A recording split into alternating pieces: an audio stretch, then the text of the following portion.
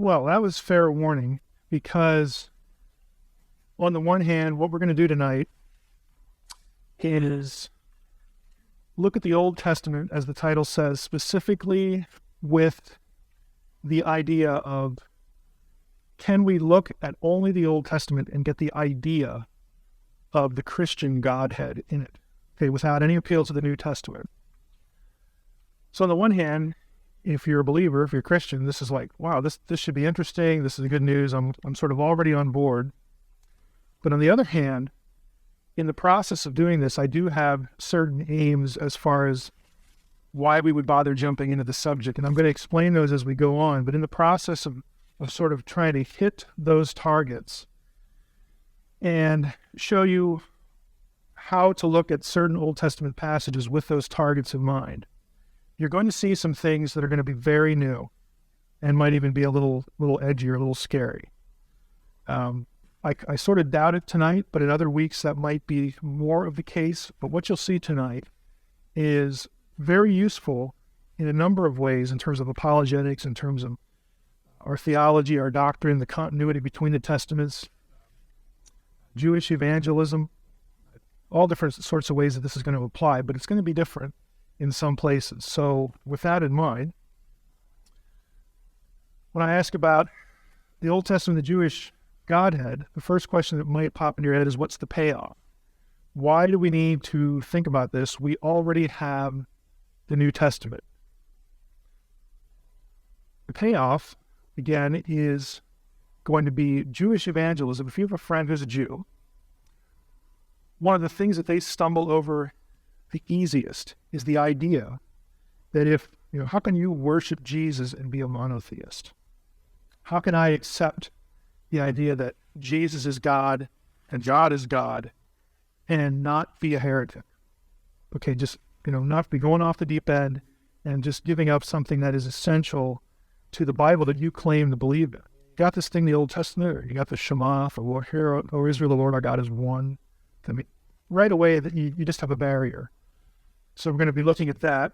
And in succeeding weeks, we're going to see how once you're sort of over the hurdle of divine plurality, okay, this plural idea, which we're going to hit tonight, you start to get into an Old Testament doctrine. Believe it or not, this was Jewish theology up until the end of the 2nd century, right after the Christian era. It used to be, pardon the pun, kosher in Judaism to believe in what they called then two powers in heaven. Two Yahwehs. Not one good and evil, both good guys. That was normative Judaism until after the Christian era. So we'll be hitting that the second week, but might get a little taste of it tonight. But we got to get over this divine plurality hurdle before we get to what you could really show a Jewish friend in terms of, hey, your Old Testament is not really different than the New Testament. It's just got to look at it a little bit, from different angles, and you're going to come out the same place. The other is apologetic discussion. Now, in terms of your experience, you may have run into certain groups. Jehovah's Witnesses would be one. Mormonism would be another. You might have seen specials on television where academics are talking about Christianity, and you don't recognize it for the Christianity you're familiar with. And also sort of weird ideas about Jesus that you might see on TV or hear on the radio.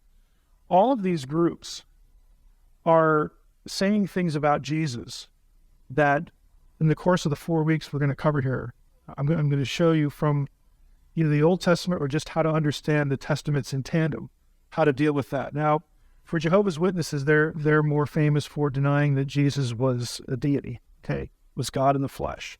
He's a created being to a Jehovah's Witness. Mormons sort of see lots of gods in their Bible, and Jesus and Lucifer are like brothers. So they have many God figures, and they're all sort of equal and interchangeable. The academics are fond of saying things like, the New Testament authors, the New Testament guys, they just sort of made this up about a Trinity or a Godhead. You won't find this in the Old Testament. So they were literally sucking it out of their thumb. So why should we pay any attention to them? They were aberrant. They were not consistent. Or they'll say the New Testament writers use the Old Testament in such a way where they're just using it badly or incorrectly. Their reading falls into it. And again, Jesus provisionist, this whole notion of, Jesus being either non-existent or some, odd sort of figure that was saying things about himself that, again, he was just making up. There's also biblical continuity and interpretive clarity. The two testaments are very consistent with each other. Even as something as fundamentally Christian as a Godhead, you will see in the Old Testament. You just sort of have to know what you're looking at and what to look for. What we'll cover as well will, in some ways, clear up a lot of weird passages. There are a lot of these between the Testaments, and I think we'll get some help there. But the big one is contextualized theology. And by that I mean this old thing of interpreting in context. Now, everybody talks about this. But my question is, how serious are you about it? Because, again, this is sort of a little bit of warning here. Biblical theology did not begin with any of these theologians. I have all the big names up here, and of course the bottom is any theologian you can sort of fill in the blank with. There are certain things that you need to think like an ancient Israelite to get. And we're going to cover some of those tonight, and we'll show you how it's valuable. Biblical theology is framed by the world, the people who created it. And they're not from the Middle Ages. They're not from the Reformation era. They're not modern. There's a lot of odd things going on. So to get to these points, this is what we're going to cover in succeeding weeks. Monotheism, of course, tonight, then the two powers. Then we're going to talk about how Jews interpreted the two powers idea that they see in the Old Testament. Because they didn't all flock to Jesus. Okay, they had different ideas. And then lastly, Psalm 82, which will come up tonight as well. So understanding Israel's monotheism is the subject for tonight. And you might think, well, what's to understand? There's only one God. Well, some things just aren't as simple as they appear. Specifically, many Jews, again, see a belief in Jesus as God as a problem. We need to be able to fit, catch this, we need to be able to fit the idea of Jesus as God, and then God is still there, into monotheism. Somehow that needs to be monotheistic. And if you're talking to a Jewish friend, you got to be able to do that. And then we talked about some of the beliefs of scholars, other religions, and again, sort of, is your theology invented? So these are the problems, again, just by way of review, that we're going to try to address. And on the way to doing that, we want to start with a monotheism test. On the left-hand column here, these are common Hebrew terms for God. And most of you, I would think, probably know all of these. The numbers next to them are, in round numbers, how many times you'll see that occur in the Hebrew Bible, the Old Testament. So Elohim, a lot, 1,000. El is sort of a shorter form, a couple hundred times. Yahweh, the divine name, is the most frequently used. And then Eloah is most often in the book of Job, but I threw it in here to be consistent. So we have 4 terms for God. I want to look at Elohim tonight, the top one here. I'll look at this carefully. The term Elohim is used to describe this list. And take a look at the list. The God of Israel is naturally Elohim. The gods of the nations are called Elohim. In fact, in this verse, 1 Kings 11:33, you get 3 of them, and one of them is a goddess, which oddly enough, biblical Hebrew does not have a word for goddess. It still uses Elohim, even though there was a word for goddess in Canaanite. The gods of Yahweh's counsel, Psalm 82:1. We'll hit Psalm 82 tonight. If you're thinking, what is that? We'll get there. Now, this one you're probably going to be familiar with. Believe it or not, in Deuteronomy 32:17, demons, the Hebrew word is shadim, are called Elohim in that verse. 1 Samuel 28, remember the story when Saul visits the medium at Endor and says, hey, can you bring up Samuel? I want to talk to him because I'm just in big trouble. And she doesn't know who he is right away, and she goes through whatever machination she goes through, and it works because she says, oh no, I see an Elohim coming up out of the ground. And then Saul asks, what does he look like? And then she describes him. He goes, you got him. That's Samuel. And then they have this conversation, and Samuel is not too happy with Saul and says, you're essentially your history, Saul. You're going to bite the dust. God's going to do this, that, and the other thing, and all that comes to pass. Well, it's really curious that you have the deceased human dead called Elohim. The last one here, angels, and I have a question mark because it depends on how you take a couple passages and sort of some nitty-gritty things in the text. But I would argue that at the very least, the angel of the Lord is called Elohim, and possibly you get a plural use in Genesis 32. We're not going to worry too much about that tonight. Next week we'll hit some of that. Now here's your monotheism test. Take a look at the list. Lots of things called Elohim. Here's the first question. Up here. Is there more than one Elohim that is real? What exists? Anybody? Yes. Anybody else say yes? We have 3 now. 4. Do I hear 5? You're all looking at me like my classes look at me like, I know there's some trick here. What is it? Okay, I would say yes. It's kind of obvious because I just gave you the list. Now here's the problem. Are you a monotheist then?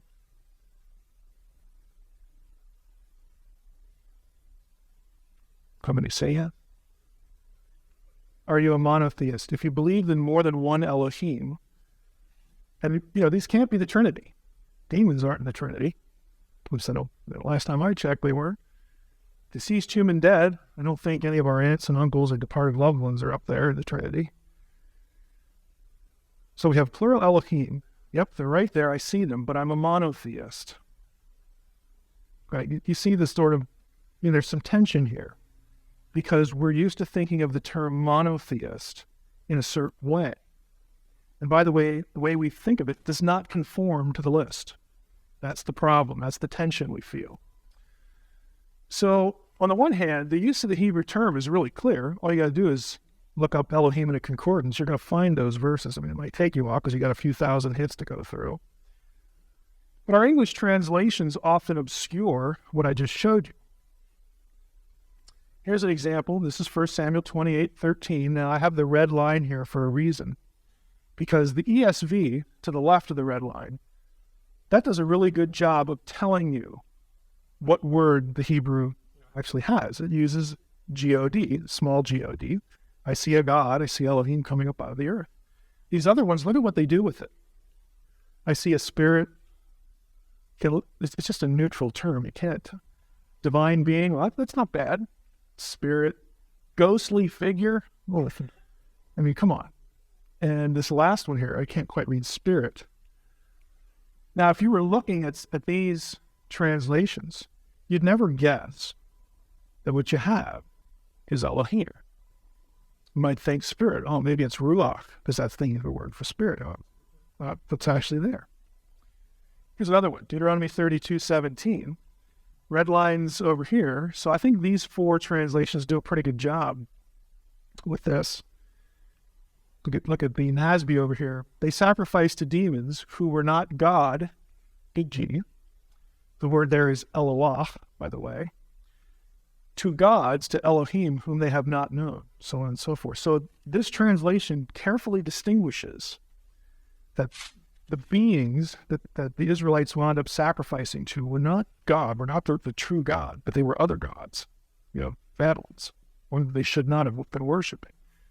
So these translations do a good job. Over here, now, if that isn't a contradictory translation, contradictory thought, I don't know what is. They sacrificed to demons which were no gods, to gods they had never known. Well, are they or aren't they? Doesn't make any sense.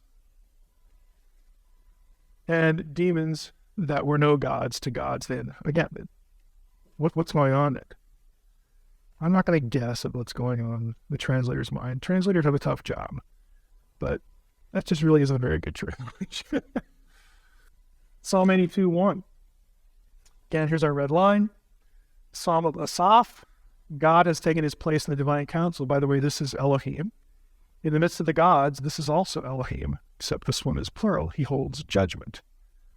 So New King James, ESV do a pretty good job. Here we have heavenly beings, rulers, like with 12 inches. That was an attempt at a joke. Yes.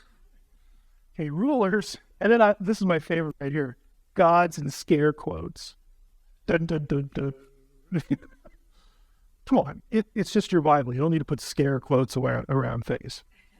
So, again, you see that you have a problem if you're dependent on English translations. You're not using things like concordances to sort of get down under the surface a little bit. You'd never know. It's sort of just a hit or miss proposition.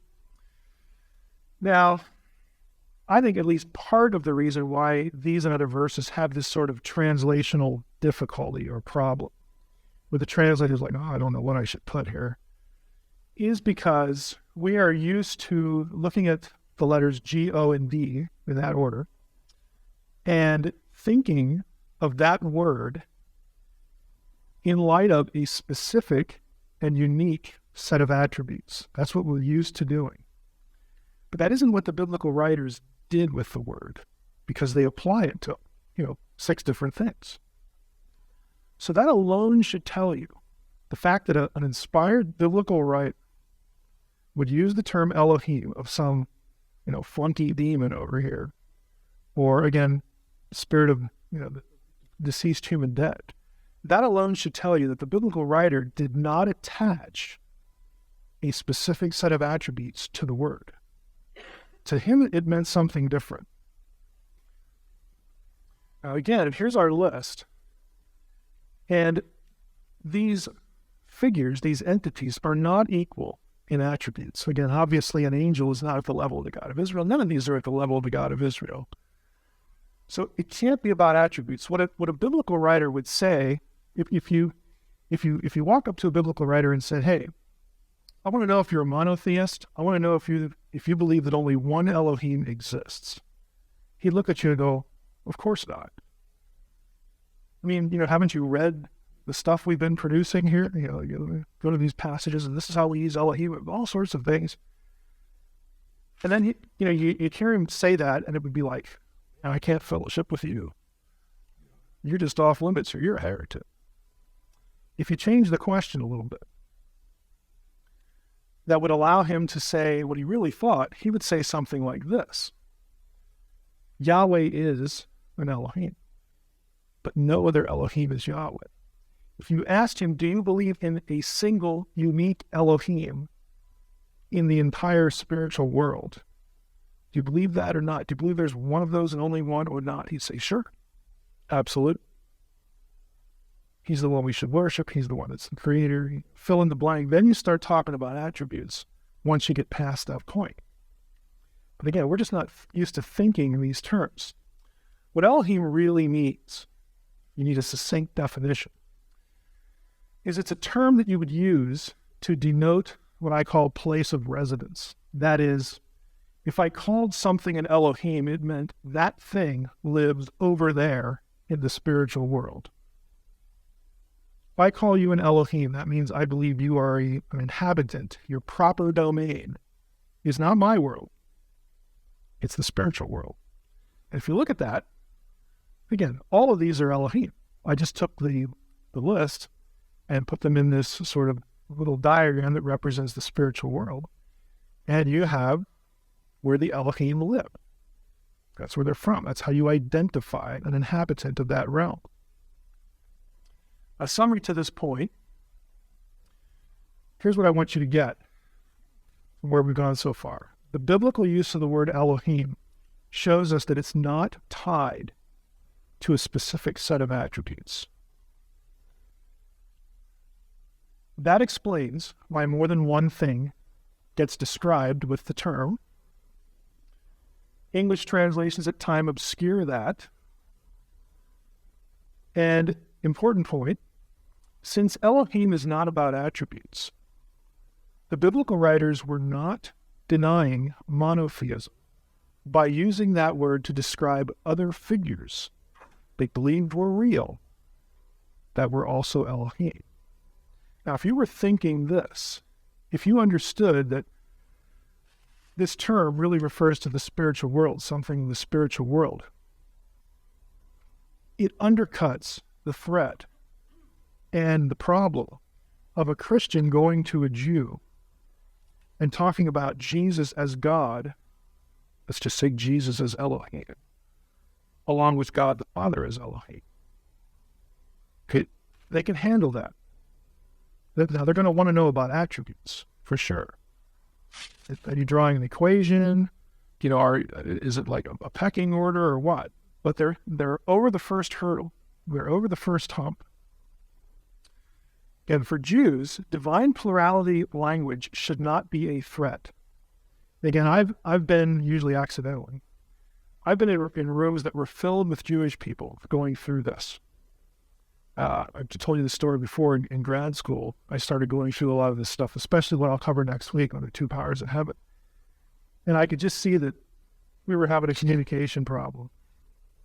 And so I said, do I need to repeat anything? Do I need to go over this again? And a little old lady in the front row said, my rabbi never told me this.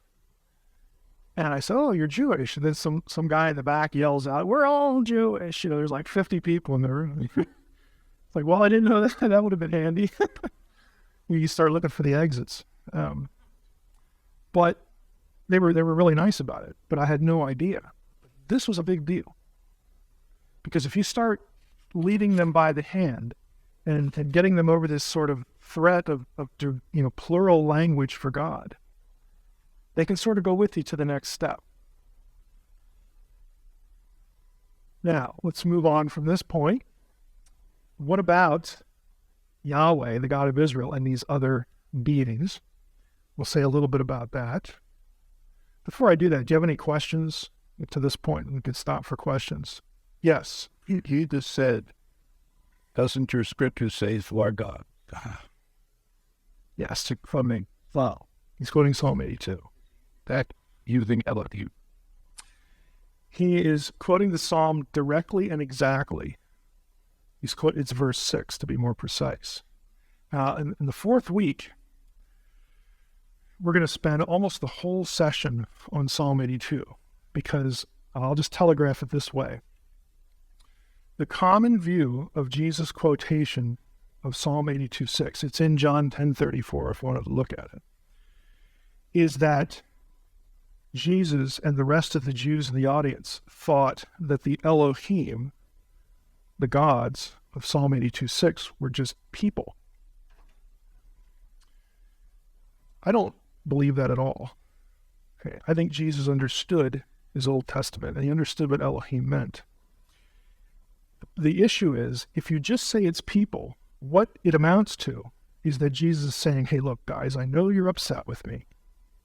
I know I've been walking around here, doing amazing things, and when people are saying, it's the Messiah, the Son of God, God's come to earth, all this stuff, I haven't told them to shut up. So I know you're upset with me. And I just said, I and my Father are one, a few verses back. But you know what? You need to let me do that because I get to call myself God just like anybody else. How does that make any sense? If Jesus thinks the gods of Psalm 82 are people, that's what commentators have him saying. I can do it because you guys can do it. Makes no sense at all. But if he's thinking of them as divine beings, it's a different story, especially because 4 verses earlier, he said, I and my Father are one. And right after he quotes it, what else is he going to say? God is in me, and I'm in him. Okay, he's going to say, look, your own Bible has divine plurality language in it. Take a look. You're supposed to know that. Now, you should learn from that other non-human beings are called Elohim. So you shouldn't be throwing anything at me for that. But you know what? I'm more than just one of these Elohim in Yahweh's counsel of Psalm 82. I'm him. I'm the Lord of the council. So you better watch what you're saying. Okay, two entirely different ways of looking at it. And I'll walk you through it on the fourth week. But that's a significant verse. To drive home the point that he's trying to make, to reinforce what he said in two other occasions in the same chapter. So any other questions? Okay, well, let's jump in here. We'll hit Psalm 82 a little bit. For the rest of tonight, I want to sort of focus on 2 points, or have these 2 points in your mind. One is, again, that Yahweh, while Yahweh is an Elohim and no other Elohim or Yahweh, that means Yahweh is inherently superior. He is in command. He is ontologically, fancy theological word there. Ontology means what a thing is. He, by definition, is superior to anything else in the spiritual world. And, of course, our world, too. So that's one thought to keep in the back of our minds. The other one is this sonship language that you will see associated with certain Elohim in the spiritual world gets rightly applied to divine beings because God created all those other divine beings, not only humans, without threatening monotheism. So the first hurdle you have to sort of cross is this idea of, again, especially if you have someone who's like a Jewish person really devoted to the Old Testament and the Shema. It's like, I shouldn't even be using phrases like plural gods or plural Elohim because God's going to strike me down because the Lord our God is one. That's a hurdle we can get over. Now, let's talk about, since divine plurality doesn't interfere with monotheism, let's talk about this divine Son idea. Because to a Jew, who is the Son of God to a Jew? There are two candidates in the Old Testament. This is like Old Testament Final Jeopardy here. Okay. Who is the Son of God in the Old Testament? Who gets called my son? Israel. Hosea 11:1. Out of Egypt I have called my son. Okay, referring back to the Exodus. Who else? The other passage for that is when Moses and Aaron go before Pharaoh and they request to have permission to leave Egypt. Thus says the Lord, let my people go so that my son can go out in the desert and worship me. Again, it's a corporate reference. But what's the other candidate? Who does God call my son? The king. The Israelite king. Okay, there's some psalms to that effect. So if you're a Jew, and you know your Old Testament, you're thinking, oh, okay, all this divine son stuff, I don't know about that, because look, I get the divine plurality thing, but Jesus is saying he's the Son of God. He's not Israel, and he's not the king. I mean, he's just this carpenter guy. So I don't know if I can buy that. That seems to contradict this whole, divine plurality thing that Jesus could be, divine. Well, no, it doesn't, because we have passages like Psalm 82 where the same language is applied to these beings. Again, these are just baby steps, to get a Jewish person to think about divine plurality from their own Bible without use of the New Testament. God has taken his place in the divine council. You have, or you see, you have God in blue here. The column here in blue, we have Elohim is the term. This is singular. This is a good translation. This is the ESV. We know it's singular because the verb it goes with, taking his place, is singular. Nitzav is a singular participle. I mention that because Elohim as a word is what grammarians call morphologically plural. That is, the shape, the spelling of the word is plural. If you know a little bit of Hebrew, you know that words, nouns that end in im are plural. Elohim, plural. Okay, so the shape of the word is plural. But in most cases throughout the whole Old Testament, the meaning of the term is actually singular. You say, well, how do you know, Mike? You're just saying that because you want to say that, and blah, blah, blah, blah, blah. No, actually, there's this thing we call grammar. I know it's boring, but it's really useful on occasion. Elohim is actually a word like in English, deer, D-E-E-R, or sheep, If I walked up to you and said, sheep, more than one or just one? You're like, other than thinking, who is this crazy man? You're thinking, well, I don't know. It's just a word. Put it in a sentence. If I say the sheep is lost, how many? Grammar tells you that. If I say the sheep are lost, more than one. Hebrew's the same way. You have to look at what the noun is partnered with to tell you if it's singular or plural. Okay, just like English. Now, if you go to the second half of the verse, so here Elohim has taken his place in the divine council. In the midst of here we have another blue column.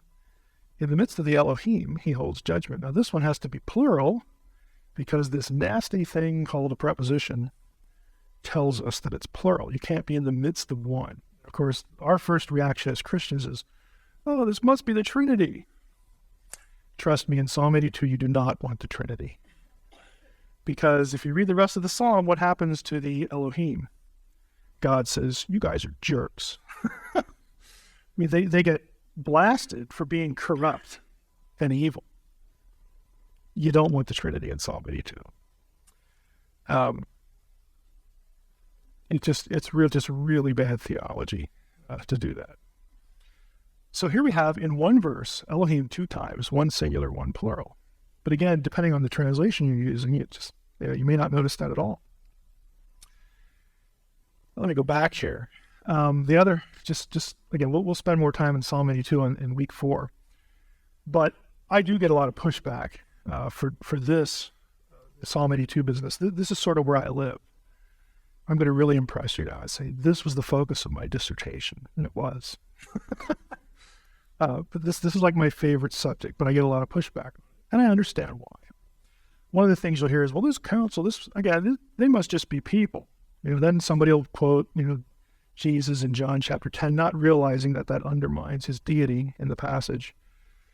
Well, really it's not, because if you go over to Psalm 89, here we have, isn't this amazing? Just look at this. You go back to Psalm 82, absolutely literal. Elohim, plural. Here we have the heavenly beings. It's B'nai Elim. Elim is the plural. El, singular, God, plural, gods. Sons of the gods or sons of God. Right. But here we get heavenly beings. Same translation. A couple psalms over. Why? I don't know. But here we have, again, a reference to the assembly, council of the holy ones, heavenly beings. And guess where the council is? It's in the skies. So the last time I checked, human beings don't rule the cosmos or the nations in the skies. Okay, it's a reference again to the spiritual world. It's this idea that God is a heavenly host and they work for him and they better do what they're told, because if they don't, they're going to get punished. And it's not terribly difficult. Back to Psalm 82, here's the verse that is quoted in John 10. God says to the Elohim of his council, I said, you are gods, Elohim, sons of the Most High, all of you. Nevertheless, like men, you shall die. And you don't want the Trinity here. Okay, it's just not a good idea. Nevertheless, like men, you shall die and fall like any prince. Again, this is a declaration that because of your corrupt administration of what I gave you to do, ruling the nations, as we'll find out, because you did not do a good job, and part of their failure was having men allowing humans to worship them instead of the true God. We find out from Deuteronomy. Because of that, I'm going to strip you of your immortality. You see, I'm bigger than you are. I made you, not the other way around. I gave you life, and I can take it. Now here's the passage that's sort of the springboard for what in the world Psalm 82 is talking about. Deuteronomy 32, 8 and 9, and verse 43. You'll notice I have two translations here. NIV, ESV. One says sons of Israel. In fact, most of your English translations will have sons of Israel. The other one says sons of God. Now let's look at the verse. When the Most High gave the nations their inheritance, when he divided up all humankind, all mankind, when did that happen? When did the nations get divided? Tower of Babel, Genesis 11, 1 through 9. When God did that, he set up boundaries for the peoples according to the number of the sons of Israel. And here we have according to the number of the sons of God.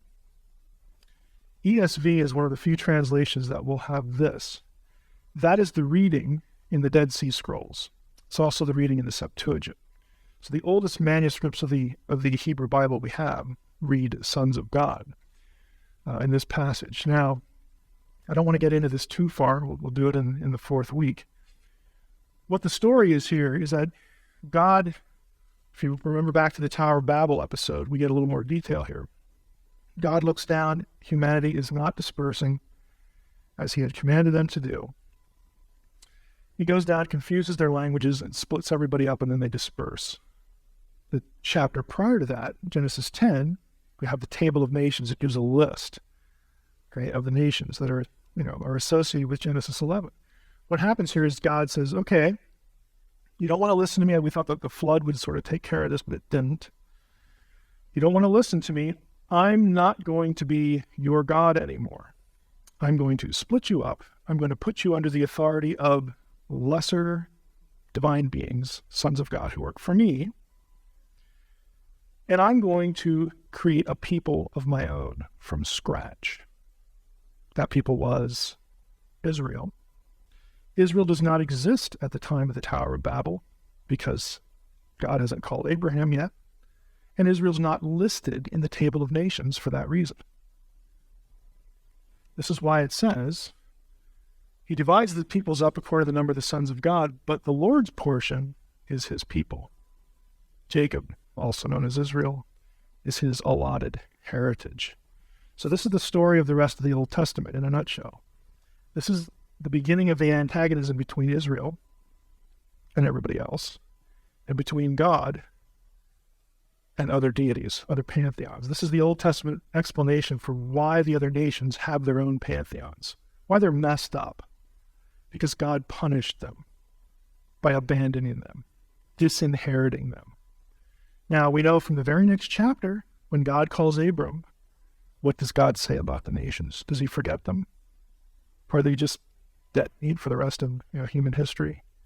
No, he says, when he calls Abram, he says, through you, all nations of the earth will be blessed. Okay, so he hasn't forgotten them, but they are under punishment. So again, I don't want to get too far into that. Here are just a list of references where you get this son language.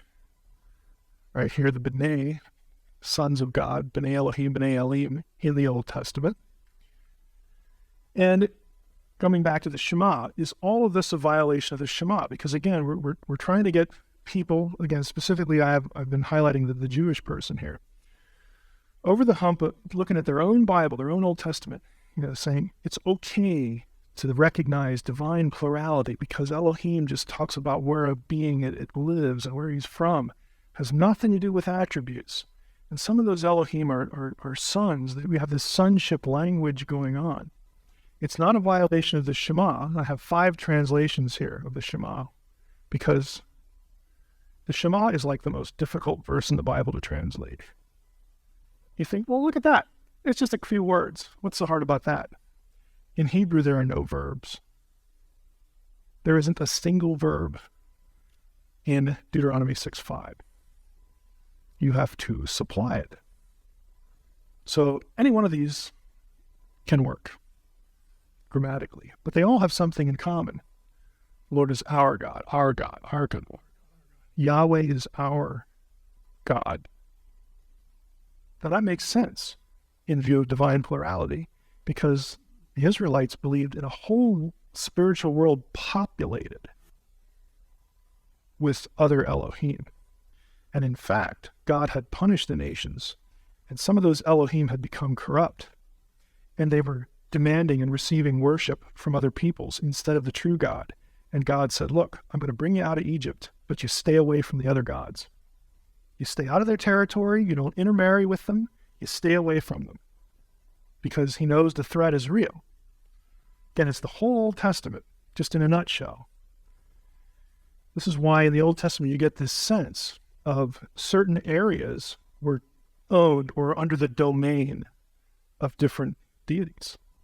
This comes through in the biblical story. I've shared some of this before in other sessions we've done, but one of my favorite stories of this is we actually just hit one in Samuel. We're going through 1 Samuel. You know, when the Ark of the Covenant goes out and the Ark is captured by the Philistines and they take it back to Dagon's temple. Remember the story? And then they go in the next day and Dagon's flat in his face, his arms are hacked off and all this stuff. I love the description. But what's even better about it is when they prop him back up, you get this line in the narrative that says, "And this is why to this day the priests of Dagon don't walk across the threshold." I mean, what does that mean? It's because it was Yahweh's turf. So when they go into the temple of Dagon, "Good morning, Dagon. Oh, I need something on the other side of the room. I'm just going to step over here and I'm going to walk around." Because in their thinking, Yahweh owns that ground because he defeated Dagon. That is holy ground to the God of Israel. Naaman the leper. Okay, he gets healed miraculously by Elisha, can't pay the prophet, and he finally gives up and says, "Okay, I got to go back home now. Can I have your permission?" Maybe some of you remember this. What does Naaman ask Elijah to take back home with him?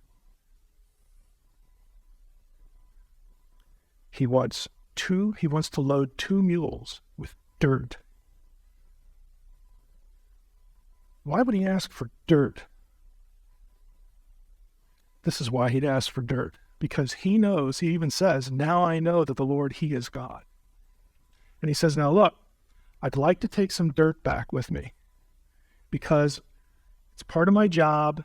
I got this king and he's old, so that I have to take him into the temple of Ramon, his god, to worship. And so he's old. I got to take him by the arm and we sort of shuffle." I always think of Tim Conway. I know I'm dating myself here, but the old tailor guy. We're going to shuffle along here. And when he bows to Dagon, I might have to go down with him because I'm hanging on to the guy. He's just old. But I'd like some dirt to take with me. Why? It's protection. Okay. I don't know if we're not told. Is he going to sprinkle some? Okay, I'm safe now. I'm in the temple of Ramon, but I got Israelite dirt with me. I got Yahweh dirt with me. Or is he just going to hold some or put it around his neck, put a little bag, put it in his pocket? Who knows? But to him, it's cosmic geography. This is Yahweh's territory, and I'm taking it with me. I can't live here. Got a job, got kids back home and all that stuff. I'm an important man, but I'm taking dirt with me. So what does Elisha say? "Yeah, it'll work." "Sure, good idea. Go ahead. Take all you can carry." Yeah, we got more of that. So you get this, again, this sense that Yahweh is our God. This is what the Shema means. The Shema is not a denial of all this other stuff we've looked at. There's a context for it. And it's just not one we're used to. And you might be thinking, what about statements like, "There's none beside me, none like me"? They're not denials of the existence of other Elohim. They're statements of Yahweh's incomparability. I'll just point out, some of these denials are in Deuteronomy 32, verse 39. They're in Deuteronomy 4, which is the parallel. Deuteronomy 4, 19 and 20 is a parallel to Deuteronomy 32, 8 and 9. You get 2 denial statements in Deuteronomy 4, verses 35 and 39. Well, what's going on there? Deuteronomy 32 said the demons are gods and they must be real because we can't deny the demons are real. And now you got this none beside me stuff. What's going on? I'm so confused. Well, if you think of them as statements of incomparability, there actually is no problem. Now, here's a list of places, and I want to focus in on these 2. These are all denial statements, and their formula, if you can read a little Hebrew. Right down here, the city of Babylon says, "There is none beside me. There is none like me." And over here in Zephaniah, it's Nineveh that says that. Exactly the same phrases, a couple of these phrases over here, that are in the denial statements. Now here's the question. Is Babylon really saying, "Hey, I just want everybody to know that there are no other cities in the world. Just me"? No, that's absurd. All you got to do is travel a couple miles and you run into one. The whole point is that Babylon is saying, I'm the best. None can compare to me. And that's what the denial statements are about. So by way of ending summary, a couple of thoughts to take away. We have this list here, again, the Shema not being a contradiction to divine plurality, affirming the uniqueness of Yahweh. Divine plurality is not inconsistent with monotheism, and it paves the way for the next step, which is next week, of explaining how Christianity grew out of Judaism. Now, we're going to see next week that the Old Testament identifies one particular Elohim as Yahweh, along with Yahweh. I'm going to show you passages where you have God and this other figure in the same passage, and they're indistinguishable. And there are some things that you sort of miss in the English translation that are pretty dramatic. To sort of telegraph that, what you have in the Old Testament is you have Yahweh invisible and Yahweh visible, and sometimes they're in the same scene. And sometimes the visible one is the Yahweh you think of, other times the visible one is the other Yahweh. You say, well, that's confusing. There's like two Yahwehs and one is but isn't Yahweh. Yeah, that's exactly the way we talk about Jesus. Think about it. Jesus is God, but he isn't. He's God, but he's not the Father. Again, the Old Testament has those categories already in it. Okay, they were tracking mentally with the idea of two. And we'll get to three as well, but they're tracking on two. On the one hand, it's an easy shift to accept for a Jew intellectually, to accept the idea, okay, we got Yahweh and we got this other Yahweh. Okay, I know what you're talking about. But the other time it was a life-altering, life-threatening decision to turn your back on Judaism and become one of these Christian people. Because you had to believe that Jesus was the second one, the co-equal second person. That was a huge step. But they had the categories already in their head. Now, I want to make a few comments about scholars. The next time you see a TLC special or a PBS special or another, whatever, fill in the blank, BBC, and they talk about how, this New Testament stuff, I just think they were making that up. Or the early Christians wouldn't even have known what they were talking about, this Jesus is God business, and Paul made that up. And then Paul and the early church, they were actually disagreed on their theology. Next time you hear about that, just kind of smile to yourself and say, you're just not too bright. Okay? You don't know your Old Testament context for the New Testament very well, Dr. So-and-so, do you? Okay, because you don't. You don't. You either have to be ignorant of it or you just have to deceive your audience and not give it to them. And that's usually what's going on. I think we've hit this before. Last point, again, this is but isn't Yahweh thinking. Again, that's what I want you to sort of be tracking on for next time. So, a teaser. Last slide. I'm not, some of you will know this because you've heard me bring this up before. Others, this will be new to you. There's something odd about these two verses. Don't guess now, because I'm not going to tell you if you're right. The first one is a little easier than the second one. There's something odd that's going on in these two verses, and I'll be referencing those next week when we hit the two powers idea. I don't have any problem telling you that tonight, don't take this like the next 2 weeks will be less interesting, but what we're going to cover tonight is my favorite thing to do in lectures. This is my favorite topic because I think this is probably the most easily transferable component of the 4 weeks, at least in terms of importance, to someone who just hasn't had their head in all this stuff like I have. And that is something as centrally, fundamentally Christian, Christological, as an idea like the deity of Christ actually has very strong roots in the Old Testament. And I know you've had inklings of that before. You've probably read something or heard something about Jesus in the Old Testament and those sorts of things. But I'm going to show you tonight a number of places where if you just have your senses sort of tuned to what you're looking at, I think you're going to be struck by the Godhead of the Old Testament. There's a two-ness that's very easy to see. We're going to go through how, for lack of a better term, binitarianism, two, how that's evident in the Old Testament. And I'm going to use that to trickle over into 3. And then next week, we're going to talk about how Jews before Jesus looked at what I'm going to show you tonight, and then also how Christians parse things, so you can get an idea of what the discussion was in the first century before the New Testament was even written about the Old Testament and a Godhead. Because that's what they were talking about. They were getting it somewhere prior to Jesus coming to earth, beginning his ministry, and prior to a New Testament ever even existing. And so the people that God used to write the New Testament, they're not just getting this out of the ether. It's not all new revelation.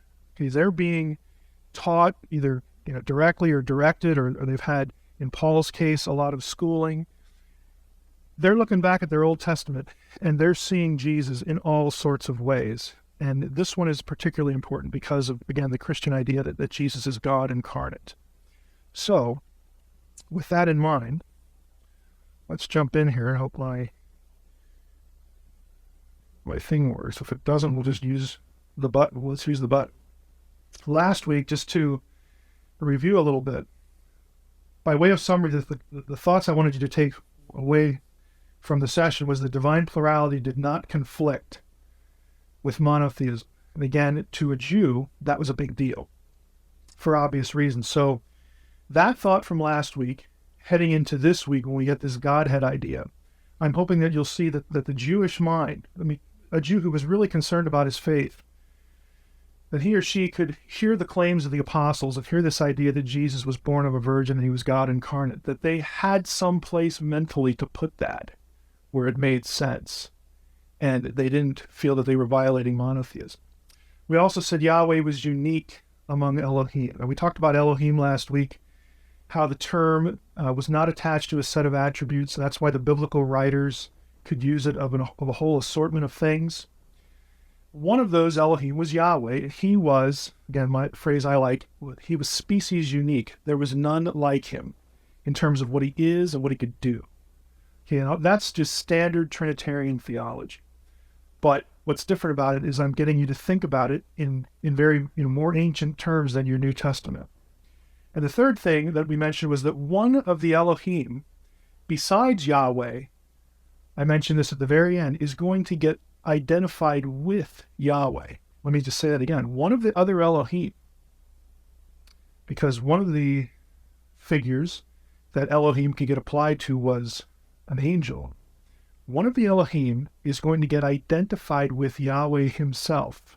Now, if you're following that trajectory right away, you have this feeling of, well, there's two, but they're sort of the same because they're identified with each other. And one of them's Yahweh, so the other one must in some sense be Yahweh as well. That's where we're going to camp tonight.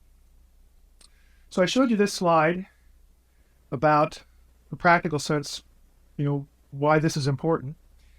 And we covered the first option. So tonight, second week, Judaism's two powers in heaven doctrine. Now I say Judaism because Judaism, Jewish theology, before there ever was Christianity, Jewish theology had the notion that there were two powers in heaven. That's not my term. That's a term you will find in rabbinic writings.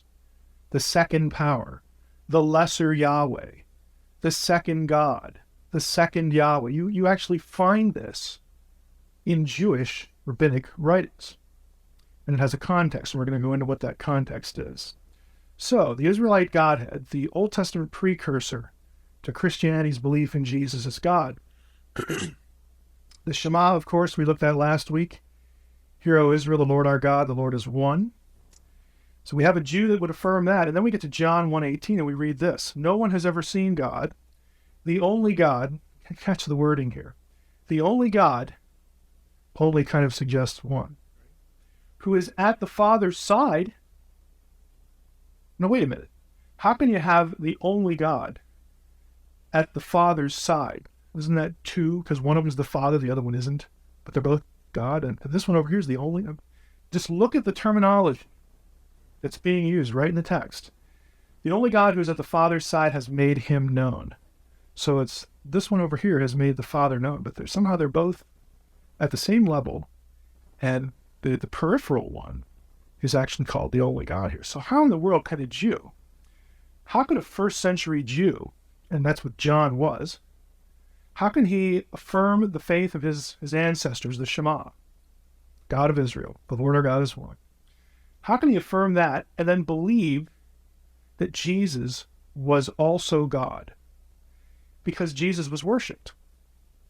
I mean, think about what a conflict that is for a Jew. The Jew, okay, you say Jesus died on the cross for my sins, and I accept that he's the Messiah, and we're going to sing about him, we're going to worship him, we're going to do all the things to him that we were doing to the God of Israel, but that's okay because it's not a violation of monotheism. Again, you sort of feel what they're up against, intellectually. How do we do this? How do we parse this? I gave you a little homework last week, and here's where we'll start answering the question, how in the world could they digest this? One of those passages was Genesis 19:24. Now, did anybody from last week figure out what's odd about this verse?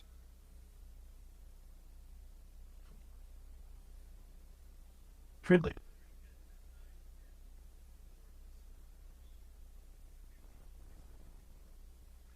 And you read like a Jewish translation, right? And that's fascinating because both of them are the divine name. But what you're telling me is your translation actually translates them differently, correct? Okay, that tells you right there that there's a tension. Because if you look at the verse, you have Yahweh twice. Yahweh rained upon Sodom and Gomorrah sulfurous fire from Yahweh out of heaven. And so Ryan's translation actually reflects, well, we got to do something, we got to distinguish them because it's just kind of freaky that we have Yahweh two times. Yahweh doing something, sending something that came from Yahweh. The wording is just odd. And rabbinical writers in the intertestamental period noticed this. And this became part, I'm going to show you a lot of other passages tonight, this became part of their compulsion to somehow come up with this two powers in heaven idea so that they could deal with their Bible. They knew their Bible really well.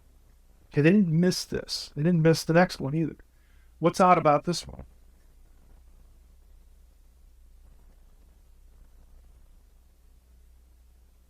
Everybody pick it out?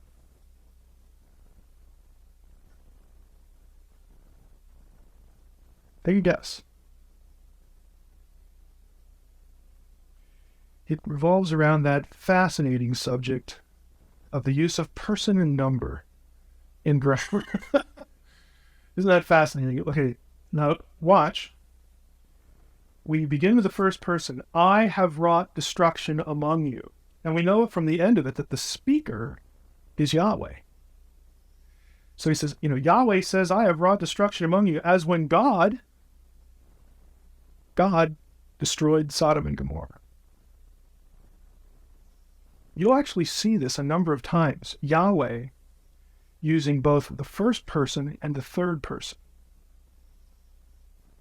It just sounds odd. It sounds like there's some two thing going on. But it's just kind of weird. Like, what do we do with it? Look at this one. I didn't give you this one last week. This is Abraham and Isaac's story. God tested Abraham and said to him, verse 2, take your son, offer him as a burnt offering. We get down to verse 11. But the angel of the Lord called to him from heaven and said, Abraham, Abraham. And he said, here I am. And he said, don't hurt the child. For now I know that you fear God, seeing that you have not withheld your only son from me. Okay, here's the highlighting. If you want to look at coloring, look at the interchange. God speaking about himself, and then he speaks about himself as though he's somebody else. First person, third person interchange. Again, this is not that rare in the Old Testament. I'm just showing you a few examples. But again, rabbis know their text really well, and they see this going on. And so we got to do something with it. what is going on. This is a book, if you are interested in the subject from a purely Jewish perspective. And I put this in here because if you do have Jewish friends, I told you last week, and especially tonight, if you're trying to do evangelism, you're trying to get your Jewish friend to at least consider, Christian theology, Christianity, the claims of Jesus, the gospel. Their big problems are this whole monotheism thing and then the status of Jesus as God. Well, if you want to just give them something, they don't believe you. I don't believe that this used to be part of Jewish theology. This is the book right here. Now, it's an academic book, Two Powers in Heaven. Alan Siegel is a Jew. He just passed away last year. He was a Jew when he wrote it. He thinks the two powers idea is heretical. But he's a scholar, and he says, I know we used to believe this. And so he made it part of his life's work to chronicle the presence of Godhead thinking in Judaism, prior to the 2nd century AD. Other things. Now we're going to go through thematically, and I'm going to introduce you to some biblical theological concepts that dovetail with this sort of two-ness going on. So we looked at this weird interchange of person and number, but we're going to get more specific here. I think the easiest way to start is with the angel of the Lord, the angel of Yahweh, and then something referred to as the name. Now, if you're a Jew today, or if you know a Jew today, you do not, when you read your Hebrew Bible, when you come across the Tetragrammaton, the 4-consonant special name of God, YHWH, you do not say, if you're really sort of conscious or strict about it, you do not say Yahweh. You use a substitute. Often it is, what was in Ryan's translation, Adonai. That's very common. The other option is Hashem, which is the name of Hebrew. Hashem, the name.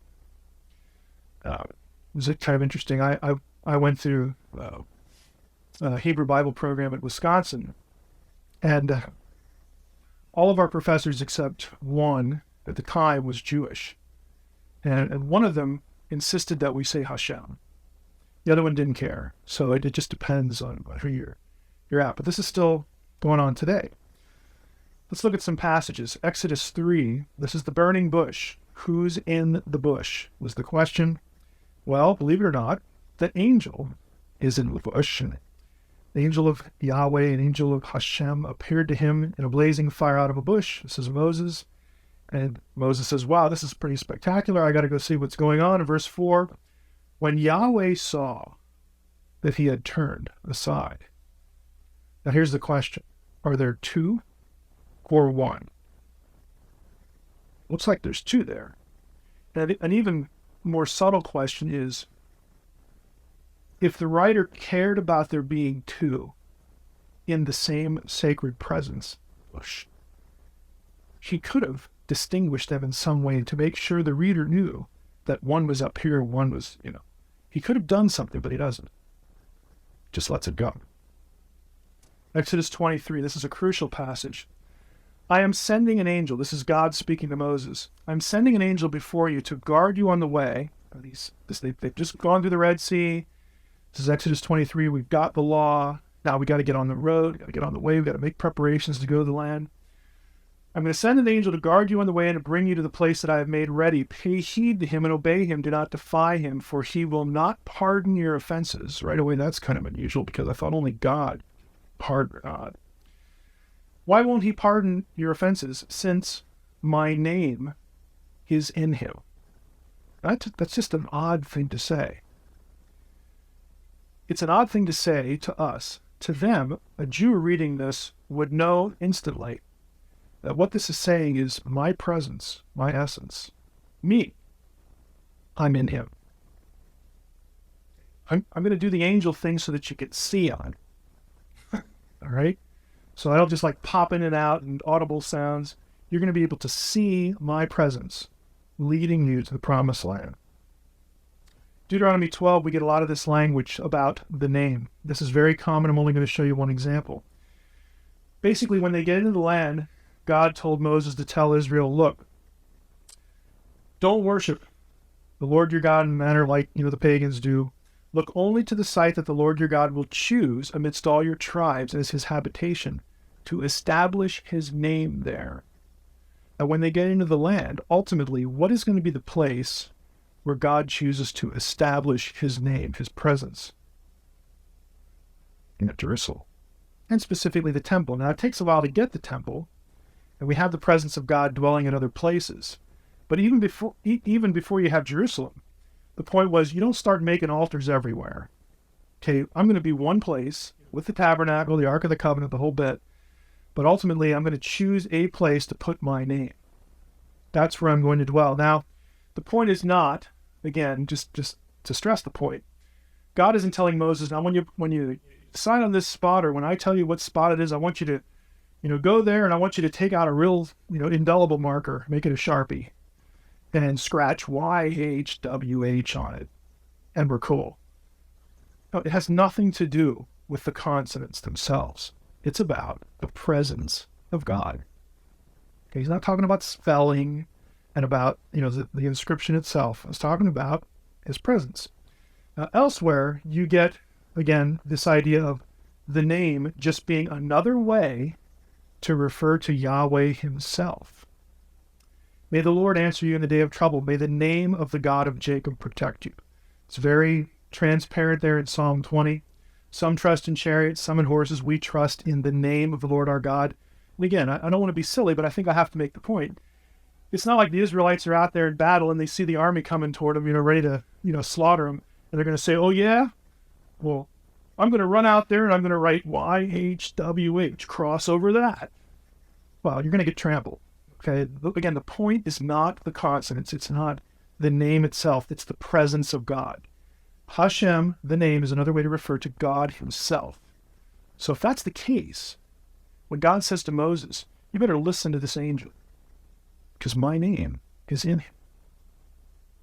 Okay, that's me in human form. 2 Samuel 6. I like this one too, because translations just do a number on this one. David gathered again all the chosen men of Israel, 30,000. This is when they're going to move the ark. David arose and went with all the people who were with him from Baal-Judah to bring up from there the ark of God, which is called the name of the Lord. Now in Hebrew, you'll notice Shem occurs twice. And so the translation I have here is a good translation.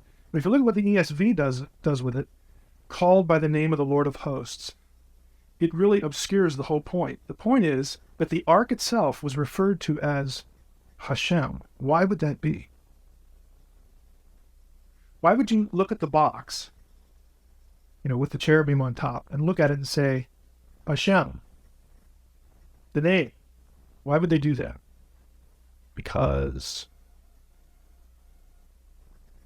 that's where God lived, okay? I mean, to put it that way. That's why they called the cherubim his throne.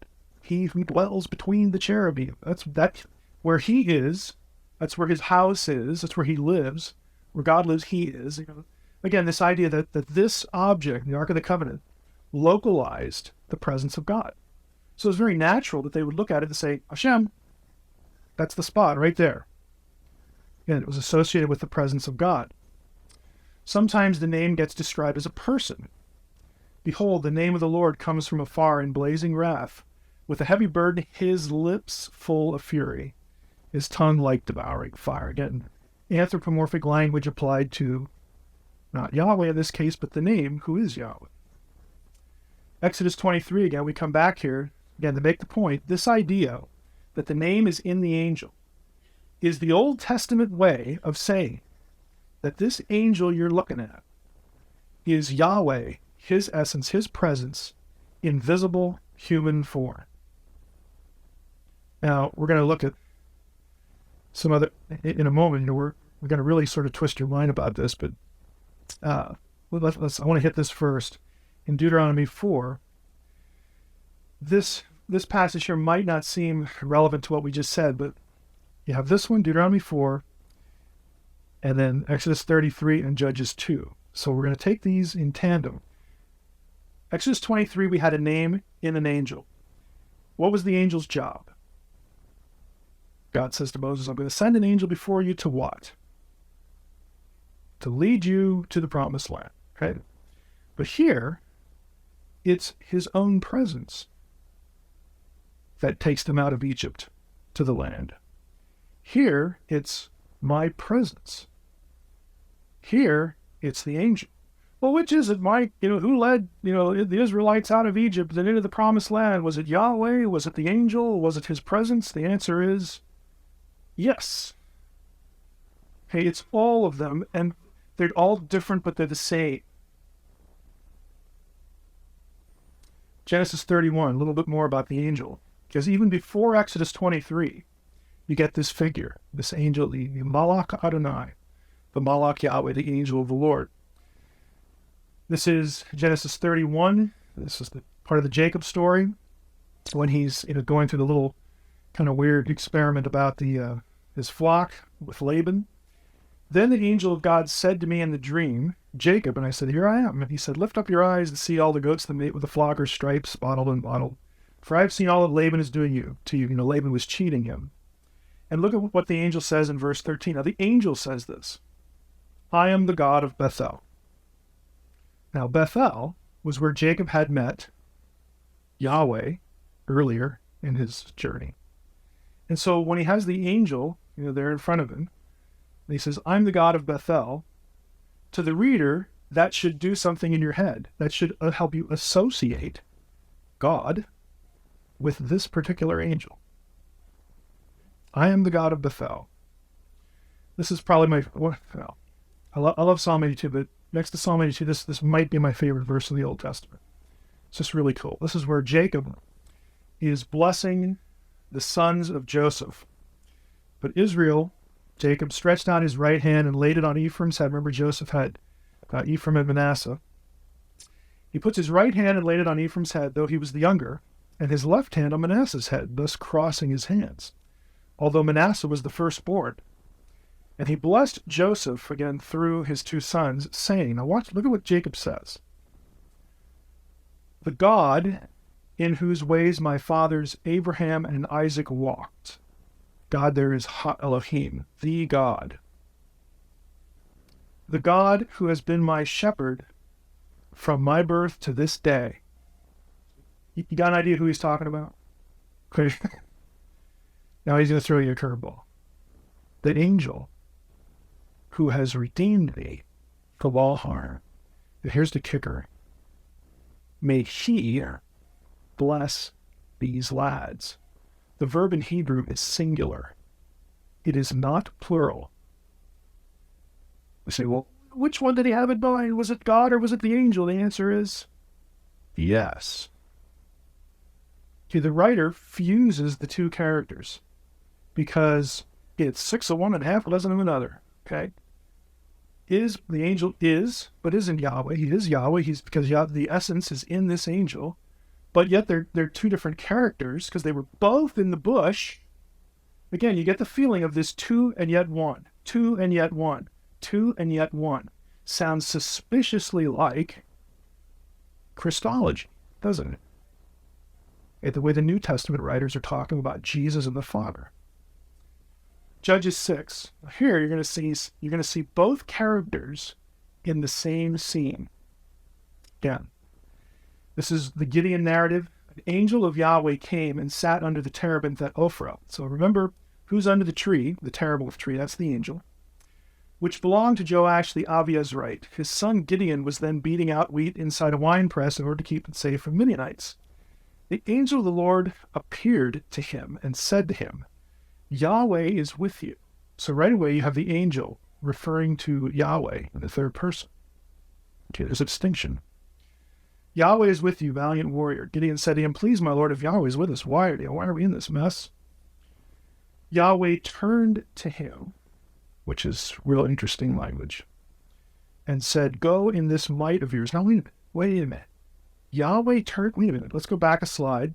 I thought the angel appeared to him. What wasn't it? Wasn't he talking to the angel and now Yahweh turns to him?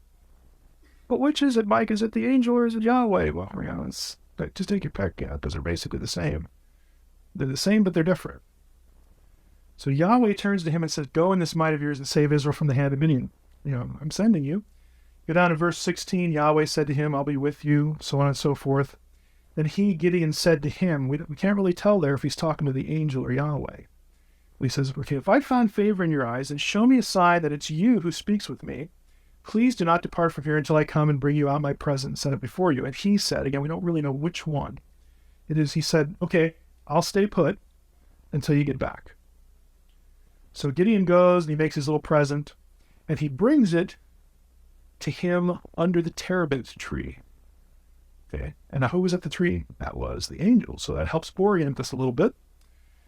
The angel of God said to him, take the meat and unleavened cakes, put them on the rock. And the angel of Yahweh reaches out the tip of the staff that was in his hand, touches the meat and the unleavened cakes, and fire consumes it. And then the angel of Yahweh vanished from his sight. Okay, I got something else to do. Thanks for that little gift there. And isn't it interesting that it's the angel who accepts it? Okay. Thank you. I'm out of here. Got another task to do. And then, Gideon kind of wakes up and says, whoa, boy, that was the angel of Yahweh. Gideon said, alas, O Lord God, for now I have seen the angel of the Lord face to face. I'm scared. But Yahweh said to him, Yahweh's still there. Peace be to you, do not fear, you will not die. They're both there. One leaves, one comes. But you get these other parts where they're blurred. So there's this co-identification, but then there's this distinction. There's this two and yet one, two and yet one, two and yet one idea. So to summarize to this point, the Hebrew Bible contains clear suggestions of a Godhead. That is Yahweh, sort of as being two but yet one figure, two figures but yet one. And again, as a Jewish reader, as a Jewish writer and thinker, you're looking at your text going, okay, how do we articulate this theologically? Because we have that Shema lurking around over at Deuteronomy 6. You gotta take care. You gotta be careful here. But yet this is in our Bible. Can't just pretend it's not there. The name is another way of referring to Yahweh, as Jews do today. The name is within the angel, and the angel is therefore Yahweh in human form, at least visually, in some sense. So again, we've got this two but yet one. Other items besides the angel. The Word. This is not an exclusively New Testament concept, because when I put the Word up, I know what you're thinking. John 1:1. In the beginning was the Word was God, the Word was with God, the Word became flesh. Right. John got that somewhere. Okay. That just didn't pop into his head. He didn't get it from Greek philosophers and all this other stuff that you'll read in the academic literature. He gets it from his Old Testament. Then, next week there were some other Jews thinking the same thing that John could have looked at too. Let's stick with the Old Testament now. Genesis 15. After these things, the word of the Lord came to Abram in a vision. Now, I would suggest to you that visions are things that you see. Isn't that profound? Visions are things you see. Okay, I'm pointing it out because a lot of people, a lot of commentators will go right by this in their commentary and start talking about Abraham hearing something in his head or just a voice. No, it was a vision. Visions are things you see. The word of the Lord came to Abram in a vision. Don't be afraid, Abraham. I'm your shield. Your reward will be very great. 1 Samuel 3. Again, we all know the story of Samuel, but do we? Do we really notice what's going on? Now, the young man Samuel was ministering to the Lord, to Yahweh under Eli. The word of the Lord was rare in those days. And it's not just that not everybody had a Bible. Hey, that was basically like everybody didn't have a Bible, right?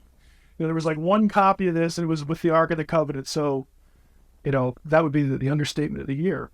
It's not what it's talking about. It's also not talking about, hey, it was really unusual for people to hear voices around them or in their heads.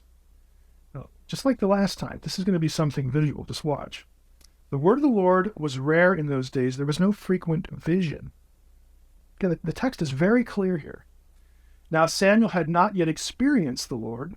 Why? What does that mean? Because the word, there it is again, the word of the Lord had not yet been revealed to him. Same word in the back of this. God revealed himself to Abram in a vision. The Lord called Samuel again the third time. Now we know the story, this is how it starts out, and Samuel hears this voice and he doesn't know what to do. He thinks it's Eli, so he gets up and he runs over to Eli. Here I am, and no, it's not me. And Eli finally figures it out and says, okay, if it happens again, you say, speak, Lord, I'm your servant is here, I hear. So the Lord calls him again the third time. The Lord came and stood. And again, this is the language of at least visibility or perhaps embodiment. The Lord stood. He didn't float around in his head. Okay, he stood, calling as at other times, Samuel, Samuel. Samuel said, speak, for your servant hears. And then he gets the bad news about Eli. You go down to the end of the chapter, look at what you read. Samuel grew, and the Lord, Yahweh, was with him, and let none of his words fall to the ground. And all Israel from Dan to Beersheba knew that Samuel was established as a prophet of the Lord. And the Lord appeared again at Shiloh, which is where they were.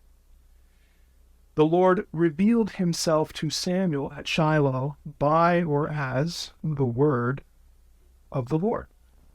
What this passage and the other one shows you is that the Old Testament has the idea of the Word of God being visible, a visible person who was God. That's an Old Testament idea. Jeremiah 1 even ups the ante a little bit. He says, this is Jeremiah's call, the word of the Lord came to me saying, before I formed you in the womb, I knew you. Then I said, Lord God. He addresses the word as Yahweh Elohim, Adonai Elohim. No ambiguity here. The word is Yahweh. Truly, I do not know how to speak, for I'm only a boy. But the Lord, Yahweh, said to me, don't say I'm only a boy, for you shall go to all to whom I send you. Then the Lord, Yahweh, put out his hand. It's the language of embodiment. Puts out his hand and touched my mouth. And the Lord said to me, now I put my words in your mouth. The word of God, who is Yahweh, puts forth his hand and touches the prophet. Sounds suspiciously like divine embodiment. Okay, again, when the New Testament writers are thinking about what Jesus said and did, they parse it by stuff like this. Okay, they know the word became flesh. Well, yeah, flesh back here too, apparently. He could touch, people. There are all sorts of passages that just sort of zoom into their minds that the Spirit uses for them to articulate the relationship between Jesus of Nazareth and the God of Israel. Okay, they're getting it from somewhere. Another one. This one's a little obscure, but it has a real impact, especially at Jesus' trial, which I'll summarize it now, but I'll show it to you next week. He who rides the clouds, some such language like that, the one who rides the clouds or rides to the heavens or something like that. This was a known title in the Old Testament world, the ancient Near Eastern world, for Baal, the enemy god. Now, I bring that up because nobody thought Baal was sort of a sub-level divine being. Baal was a big deal. Baal is everywhere. Israel couldn't go anywhere without running into Baal. The Baal cult lasted until the Roman period. It was ubiquitous. Everybody knew who Baal was. This is a passage from Ugaritic literature where it has Baal called the charioteer of the clouds. Why do I bring this up? Because what the Old Testament writers did on occasion is they would say, okay, we got this Baal problem. We need to make a theological statement. We need to put a theological a line in the sand and say, look, Yahweh is God. Yahweh is the one to worship, not Baal. One of the ways they would do that was they would take lines out of things like the Baal cycle, Ugaritic literature, Canaanite literature about Baal. They would lift it, put it into what they're doing in the Old Testament, and then they would change the name, put Yahweh there, to make the point.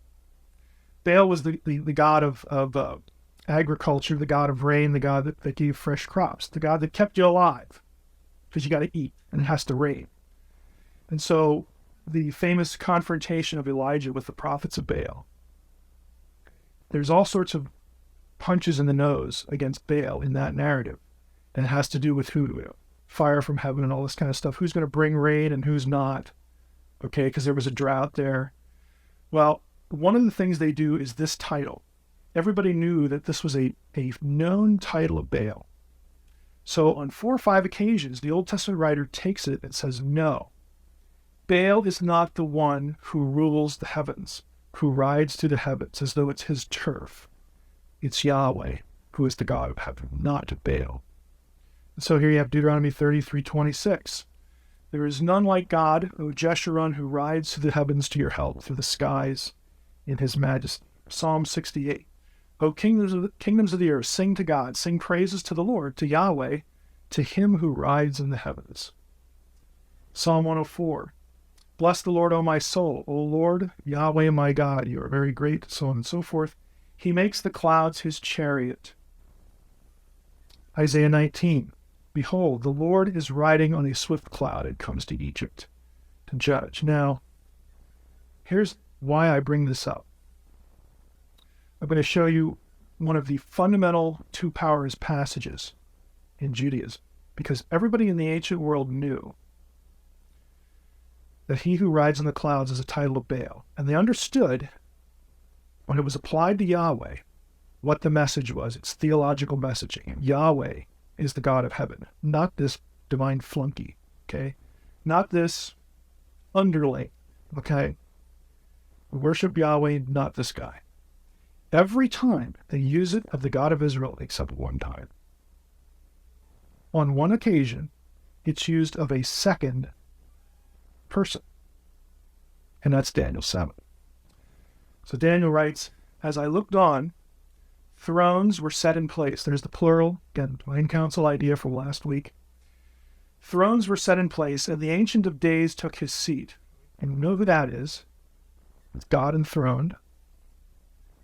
His garment was like white snow, and the hair of his head was like lamb's wool. His throne was tongues of flame. Its wheels were blazing fire. What does that sound like? Ezekiel chapter 1. Is there any doubt who's on that throne? Flame, the wheels, the whole bit. Okay, Ezekiel chapter 1, when Ezekiel sees the vision of God, the throne descended. A river of fire streamed forth before him. Thousands upon thousands served him. Myriads upon myriads attended him. The court sat, and the council sat, and the books were open, and one like a human being came with the clouds of heaven. It's the only time you get that phrase of anyone else other than the God of Israel. Now, who is the Son of Man? Who is the human one who receives dominion and glory, the kingdom? Anybody know where this passage shows up in the New Testament? And Siegel's a Jew saying, hey, you could easily look at this passage and see two. Ancient of Days, the one who rides on the clouds, the human one. Anybody know where this passage is quoted in the New Testament? Okay, well, in case you can't come next week, I'll tell you. It's when Jesus, it's Matthew 26, when Jesus is standing in front of Caiaphas, the high priest. And Caiaphas has just had enough and says, Lord, quit beating around the bush. Tell us who you are. And so what does Jesus answer? To us, it looks like Jesus is just, like has attention deficit disorder or something. Like he's not paying attention or just wants to be cryptic. Jesus quotes Daniel 7:13. He says, hereafter, you want to know who I am? Are you listening? Hereafter, you will see the Son of Man coming upon the clouds with great glory. And we know Caiaphas instantly understood that he was claiming to be the second Yahweh figure. Because what does Caiaphas do? He tears his clothes and says, "This is blasphemy. We have no more need of witnesses." Jesus just signs his own death certificate. Is that clear enough for you, Caiaphas? And he quotes this passage. And again, if you're a Jew, then even before you get to the New Testament era, Daniel 7 became a pivotal passage because, again, everybody knows who the Ancient of Days is, and everybody in the ancient world knew that the Cloud Rider was a title you applied only to a god, a legitimate deity figure. And when the biblical writers take it and apply it to Yahweh, everybody knows what's going on. But the one time they don't is Daniel 7. And the rabbis understood that there was a two-ness going on. And so comes around in the New Testament, Jesus essentially just gives it to both barrels, right in the face. Again, is that clear enough for you, Caiaphas? You really want to know? I'll tell you. And he reacted, this is blasphemy. Now, if you have all that in your head, which I know is a tall order, I want to show you a few hints of 3. Okay, we've gone through that pretty rapidly. We've got the name, we've got the word, we've got this whole first, third person thing going on, all that stuff. Let me show you a couple passages in the Old Testament. Now, this is Isaiah 63, and we have the Lord, in all caps, it's the divine name, it's Yahweh. In verse 7, I will recount the steadfast love of the Lord, the praises of the Lord, so on and so forth. And he begins to narrate the wilderness wanderings, that whole episode from Israel's history. He says in verse 9, let's go to verse 8, surely they are my people, children who will not deal falsely, and he became their Savior. Who? The Lord. The Lord became their Savior. In all their affliction, he was afflicted, and the angel of his presence saved them. Oh, no, wait a minute. I thought in verse 8, the Lord was the Savior, but now the angel of his presence is the one who saved. In his love and in his pity, he redeemed them. He lifted them up, carried them all the days of old. But they rebelled and grieved his Holy Spirit. You say, well, I'm not quite sure there's a 3 distinction there. If you go to Psalm 78, here's the key to this. The key are the 2 terms rebelled and grieved. Exactly the same Hebrew terms occur in these 2 verses in Psalm 78. If you know Psalm 78, it's about the wilderness journey. Exactly the same context. How often they rebelled against him in the wilderness and grieved him in the desert. They tested God again and again and provoked the Holy One of Israel. So if you pardon the pun, if you triangulate between Isaiah 63 and Psalm 78, you have God and the Holy One interchanged with the Holy Spirit. But God was already present in the narrative back up in verses 7 and 8. And oh, by the way, the angel's there too. Again, that's difficult to see. But if you compare the 2 passages describing the same event, you either get a writer that's really confused, or you get sort of a 3-in-1 feeling. Here's another one for Ezekiel. Then I looked, and behold, a form that had the appearance of a man. Below what appeared to be his waist was fire, and above his waist was something like the appearance of brightness, like gleaming metal. Where have we heard that before in Ezekiel? Chapter 1. Remember when Ezekiel sees the throne come down with the wheels within wheels and all that stuff? And there's a round throne platform. Underneath we have the cherubim, and on top of the platform is the throne. And seated on the throne was one that looked like a man. And this is the description from Ezekiel 1.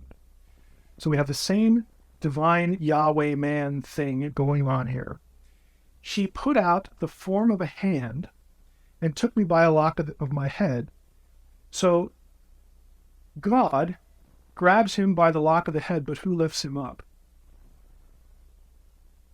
The Spirit. What, are they taking turns? Are they taking turns yanking the ponytail? I mean, no. It's deliberately designed to get you to interchange the ideas, to interchange the persons. He put out the form of a hand, took me by the lock of the head. The Spirit lifted me up between the earth and the heaven, and brought me in visions of God to Jerusalem, to the entrance of the gateway, the inner court that faces north. So he has this vision of the temple. If you look at verse 5, then he, which one is he? It's one of those both and things. He said to me, Son of man, lift up your eyes now toward the north. He starts showing him things. And in verse 6, the one speaking to him describes the temple as my sanctuary. Well, whose sanctuary was it in those other passages we just went through?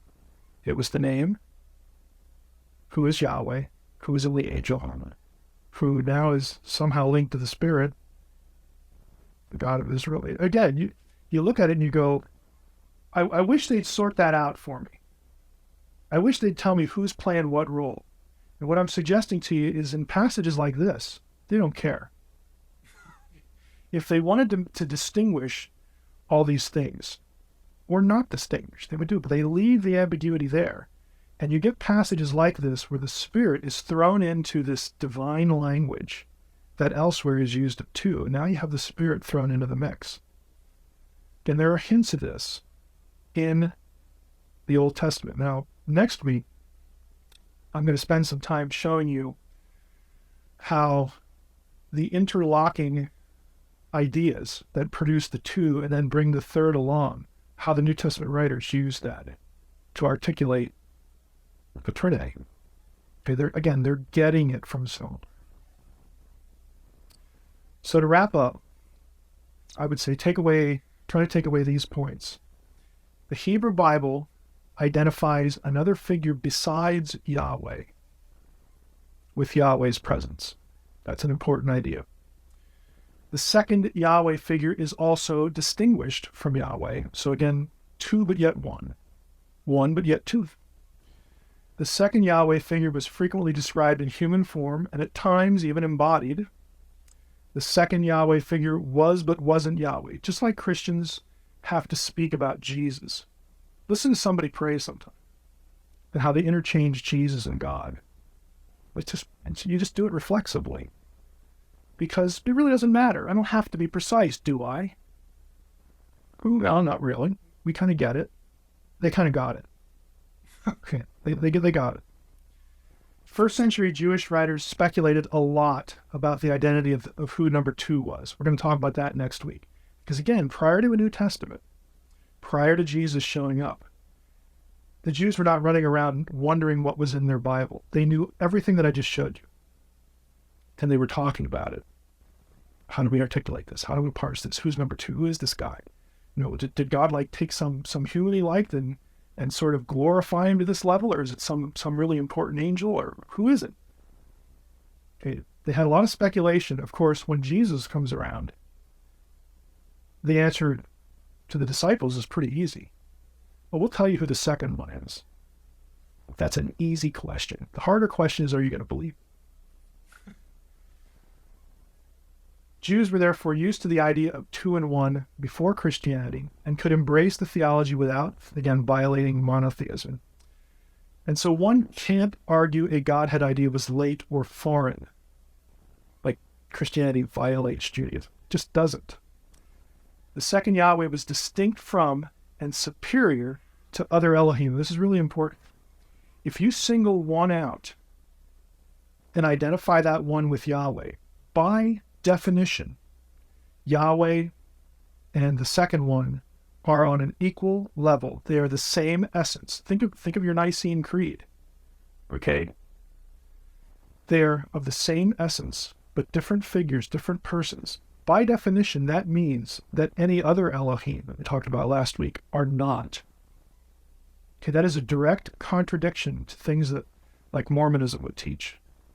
Okay, Mormonism loves the idea of divine plurality. They don't like Trinitarianism.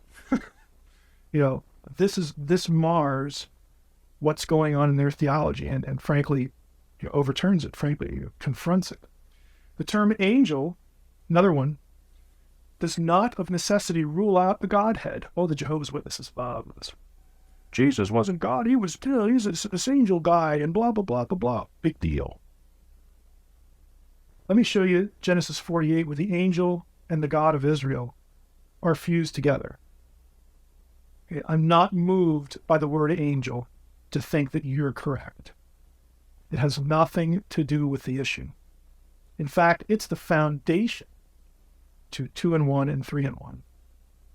Okay, but we're not, unless you're sort of on that wavelength, you're missing a good argument And I'm not saying go find a Jehovah's Witness to go argue it, but you're missing a good trajectory to have that discussion and just lay it, right where it belongs. Put it right in the line and say, look, go through all these passages. Now you tell me that this other one isn't Yahweh as well. That's your test. Prove to me he's not. If you can't do that, maybe you should be listening to me instead of the other way around. Teaser for next time. If you were a Jew, I've already given you a little hint. Jews sort of thought in two categories: angels and special people. If you were a Jew, try to erase the New Testament from your mind. Who would you imagine? How would you imagine what was going on with at least the two? Third one's the Spirit. That's sort of easy. But how would you imagine the other two persons of a Trinity without Jesus? How do you do that? Just try to noodle that a little bit. I'll take you through a lot of Jewish texts and show you what they were thinking. I introduced the Old Testament idea of the two powers in heaven. Specifically, getting a little ahead of the Old Testament period. Two powers in heaven was a Jewish idea. It was part of Jewish theology. And that's significant because it's Judaism. Judaism is known for its insistence on one God, one Yahweh, and not having a Godhead. If you were to talk to a Jewish person today, they would not have any inkling of this thing that Christians refer to as a Godhead. But we looked at the fact that early in Judaism's history, they did have this idea, and it comes from the Old Testament. So we spent last week looking over that, and this week I want to take us through how, not in the rabbinical period, after the New Testament, but rabbis and Jewish thinkers from the time the Old Testament period ended to the time of the first century, how they thought about what we looked at last week, these odd passages that have a second Yahweh figure in them, along with Yahweh, the God of Israel. What they do with that. So we'll look at what Jews did with it, and then we'll look at how Christians parsed it as well. So that'll give you a feeling for when it comes time to the first century, and some of this will overlap with the first century, with Jesus actually being here on earth, what the discussion was like. And I'm hoping that as we go through Jewish material and Christian material, you can see, we saw this a little bit last week, but you can see that for a Jew, they had this category in their head already, this idea of a Godhead. The real question was, who is that? And Christians, of course, are going to link all that we did last week to Jesus and say, look, you need to accept Jesus as Messiah, as God incarnate, as the second power. I mean, you've been thinking these thoughts for a few centuries at least. Your own writers have been writing about this stuff. You probably heard it in synagogue. And our claim is Jesus of Nazareth is this person who came to earth, died on the cross, so on and so forth. So I'm going to get a little feel for that as we jump in. But by way of review, week one we sort of focused on one question. How do we present Jesus to Jewish people when they think Trinitarianism? It's polytheism. And we really looked at three answers to that. The Old Testament has its own concept of divine plurality. And in that plurality, Yahweh was unique in his essence, his attributes, and exactly what we think about in normal Christian theology. In principle, then, divine plurality is not a reason to reject Jesus as divine. That's a non-argument. Third, the Jew could come back and say, but Christians make Jesus equal to God. Surely that is Jewish. And the answer is, well, yeah, it really is, because that's what we looked at last week. So by way of review from last week, we talked about the name Hashem in Hebrew, which is another way that the Old Testament and modern Jews still do this. Way that the Old Testament refers to Yahweh without using the YHWH. Hashem, the name, is just another way of saying Yahweh. So we looked at that. We saw that there was one particular angel that in Exodus 23, the text says, God tells Moses, my name, my essence, my presence is in that angel. And you're supposed to obey him. So we saw that if you actually look at the narratives about leaving Egypt and going to the Promised Land, you'll see credited with deliverance from Egypt and bringing the Israelites into the Promised Land. You'll see verses that say God did it, Yahweh did it. You'll see verses that say the angel did it, and you'll see verses that say my presence did it. And I said, well, who did it? And the answer is yes. Okay, they're all, it's all essentially the same essence, the same Godness, if you will. But the fact that the angel in other passages was clearly distinct from Yahweh, and then other passages he is Yahweh, other passages he isn't. You get this feeling of two-ness. Two but yet one, one but yet two. And again, this is the conceptual backdrop for how the New Testament treats Jesus, how the New Testament writers talk about Jesus. We also looked at the Word. Since the angel had a human form and had Yahweh in him, it was essentially Yahweh embodied, or at least made visual as a man. We saw that in some cases, the phrase, the word of the Lord, described the very same thing. We went to Genesis 15, we talked about 1 Samuel 3. Jeremiah 1 is a really sort of palpable example where Jeremiah says the word of the Lord came to me, and he calls the word of the Lord Yahweh. He uses Yahweh several times of that figure, that being. And around verse 9, it says the word of the Lord reached out his hand and touched my mouth. So we even have a tactile thing going on in that passage. And lastly, we looked at the cloud rider, the one who comes with the clouds, the one who comes upon the clouds, the one who rides the clouds. We made the comment that this was an important passage to Jews in regard to the two Yahweh's idea, because they knew that this idea of riding the clouds was a known title of deity in the ancient world, specifically most familiar to them in Baal. But it was often used 5 or 6 times in the Old Testament to describe Yahweh. Again, it was a theological statement. Baal isn't the Lord of the heavens, the one who rides the clouds. Yahweh is. Except for one verse. That was Daniel 7:13. There was a second person that gets described with that phrase, very important phrase. And so, and Jewish thinkers looked at that and they thought, well, that's just kind of odd. Why would it be so consistent until you get to this Daniel 7? And lo and behold, the cloud rider in Daniel 7 is in the same scene as the Ancient of Days, God on his throne. But to boot, he's human. He's the Son of Man. He's the human. So we went through all of that, and we ended up with the thought that, if you were a Jew, you're used to thinking of this 2 but 1, 1 but 2. And number 2 is like human in form, human in appearance. And this sets up what the New Testament writers are going to be saying about Jesus. I want to jump into that tonight. First, I want to show you what Jews did prior to Jesus coming.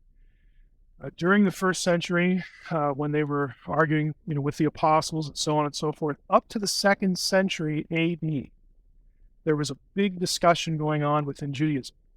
After the 2nd century, again, not coincidentally, in the wake of the rise of Christianity, after that point, they had to declare it a heresy because they were losing converts to the early church.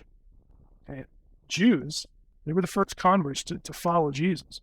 Jews were telling their friends and neighbors and family, look, we've been talking about this for centuries. Our teachers have been showing us this.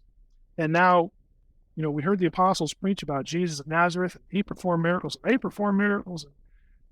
He fulfilled all these prophecies. I mean, to them, the pieces were just falling together in their head. And so the Jewish community declared it a heresy at that time. Prior to that, there were a number of ideas. I'm going to run through these quickly because they're kind of interesting. Some of them are funny. Some of them were just like, you got to be kidding. But no, they really thought this. There was one category of exalted humans. So some Jews, their camp was, okay, the second power is probably some human person that after they died, or even in some cases, it's going to sound really weird, even before they died, they pre-existed. God's helper. Adam. You'll actually find texts. This is the book of 2nd Enoch, where Adam becomes a candidate. We have here, and on earth I assigned him, this is God speaking, to be a second angel, honored and great and glorious. I assigned him to be a king. Okay, well, that kind of makes sense. Adam was ruling the earth, so we'll call it the king. I assigned him to be a king to reign on the earth and to have my wisdom. There was nothing comparable to him on the earth, even among my creatures that exist. So in other texts, Adam becomes the greatest thing in creation and rules all the other stuff. And so to some Jews, he became a logical candidate to be God's helper. Okay, this is the second guy, the second person of this relationship. And when he died, he was thought to be an angel. Now, I know this sounds weird, but think about it. How many times have you seen on TV or commercials or cartoons or movies, when somebody dies, they become an angel? I mean, we have this idea, and have you ever asked yourself, where does that come from? I mean, do you like really read that in the New Testament somewhere? We just sort of have this idea that we go to the divine realm and we get wings and we play harps. We do what God asks us to do. They're thinking the same sort of things here, but with Adam was the crowning point of creation, so there must be something special about it. So some people were fans of Adam as far as the second one. You'll notice he's seated on a golden throne, has a terrifying appearance. So some Jews were actually like making it dramatic, writing about, this Adam must have this position, first formed Adam. So Adam had his fans, Jacob had his fans, because Jacob was Israel. He was important in the Old Testament. Something called the prayer of Joseph. We have sort of the deification of Jacob into an angel called Israel. Now, in the first week, I went by this with lightning speed, but the Old Testament has this idea that the nations of the earth were divided and they were put under the authority of the sons of God, divine beings. That was very much part of Jewish theology, and it leaks out here because they're saying, well, who is the logical patron angel of Israel? There isn't one in the Old Testament. It must be Jacob. When he died, he was Israel on earth, and when he goes to heaven, he's Israel up there. And he must be the most important one because those are God's people. You see, they're just doing logical extrapolation. Whether it makes sense or not, this is what they're thinking. In a lot of cases, to me, it doesn't make a whole lot of sense. Sometimes it does, in a weird sort of way. So this, again, these are Jewish texts. When you look at what they're saying, I'm speaking to you, I'm also Israel, an angel of God, a ruling spirit. Down here, he's an archangel of the power of the Lord, the chief captain among the sons of God. So he must be number 2 ever. So Jacob had his fans. Enoch, again, why would Enoch have his fans? Because Enoch never died. Well, that's different. Okay, so Enoch must be doing something in the spiritual world. He's not like retired. So what would his job be? Well, again, some people thought, well, Enoch's job is probably this number 2 Yahweh guy. He's God's biggest help. Okay. So you had Enoch being part of this, and this is from the book of First Enoch, which is a book composed between the Testaments. And here again, you get this idea where Enoch is transformed. My whole body mollified, my spirit transformed. Enoch is called the Son of Man, okay, just like Daniel 7. Some Jews stuck that title to it because they thought he was the best candidate. Continuing in 2nd Enoch, let Enoch join in and stand in front of my face, my presence forever. Put him into clothes of my glory. I looked at myself, Enoch says, and I had become like one of the glorious. So he's like transformed into this divine being. Some Jews were saying Enoch must be the guy. Moses gets his votes. This is kind of a shocking text. Again, we're used to thinking of Moses in association with the law, right? It's a normal association. And to the Jew, the law was like it. This is the central focus of their faith. So Moses, of course, has a special place in the hearts and minds of many Jews. We read here that on Sinai's peak, I, Moses, saw what seemed a throne. Now, we read that in Exodus 24, where Moses and Aaron, Nadav and Abihu, and 70 other elders get to see the God of Israel. But we're getting another account here. Upon it sat a man of noble mien, crowned with a scepter in one hand. I made approach and stood before the throne. So Moses gets a little brave here. Says, I'm going to see how close I can get. So he starts moving up. He handed over the scepter and bade me mount the throne and gave me the crown. Have a seat for a while, Moses. mean, that's just kind of shocking for a Jew to write something, especially Moses. Gives you a little idea what Paul was dealing with. There were some people who were really devoted to the law. Now, others said, no, you guys have it all wrong. It has nothing to do with an exalted, glorified human. It must be, number two, must be someone who is already an angel, but just sort of kind of like wins the job. Michael was sort of the obvious candidate. Michael was considered by some writers to be Yahweh's co-regent in heaven. We sort of get a little feel for that in Daniel 12 because Michael is sort of the patron angel in Daniel chapter 12 of Israel. Right? And you say, well, how come they picked other people? Don't try to make it logical in your head. They're just trying to root for their guy. So you have this sort of feel here. And so because of Daniel 12, a lot of Jews thought, well, it just has to be Michael. Michael is just it. This is the one that's sort of closest to what we see in the Old Testament. It must be him. Michael was identified as the angel of Yahweh, not in the Old Testament, but in something called the Targums. Anybody know what the Targums are? A Targum is the translation of the Bible, in this case, the Old Testament, but you'll get them with the New as well. Translation of the Bible into Aramaic. Now, the Old Testament was written in Hebrew, so Aramaic is a related but different language. And so when it was translated into Aramaic, the name for that was a Targum. So Targums are plural. There's lots of translations into Aramaic of the Old Testament, and there are New Testament Targums as well. So in the Targums, the translator, whoever did that work, felt justified, or maybe he just was a Michael fan. But in some passages, he actually inserts the name Michael to identify the angel of the Lord. He just doesn't. That was his opinion, so that works its way into the translation. Testament of Daniel, or Dad, we have here, draw near to God, to the angel who intercedes for you. So Michael was viewed as a personal intercessor. Kind of, this isn't a really good example, but I'll use it. It might be familiar. Sort of the way Mary is has a mediatorial role in Roman Catholicism. To many Jews, Michael had a role like that. He would intercede for you on your behalf to God. There's a book called Joseph and Asenath. That was his wife, according to the Old Testament, the Egyptian, where we read a little bit about Michael, chief of the house of the Lord, and so on and so forth.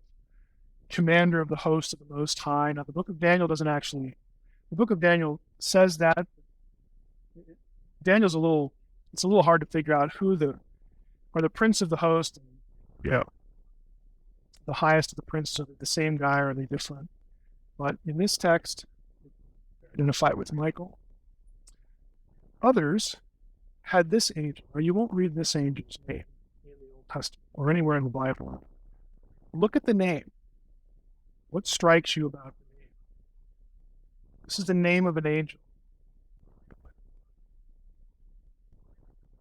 El is God, and so is Yah. Yah is the short form of Yahweh. Yah shows up in the Old Testament a few dozen times.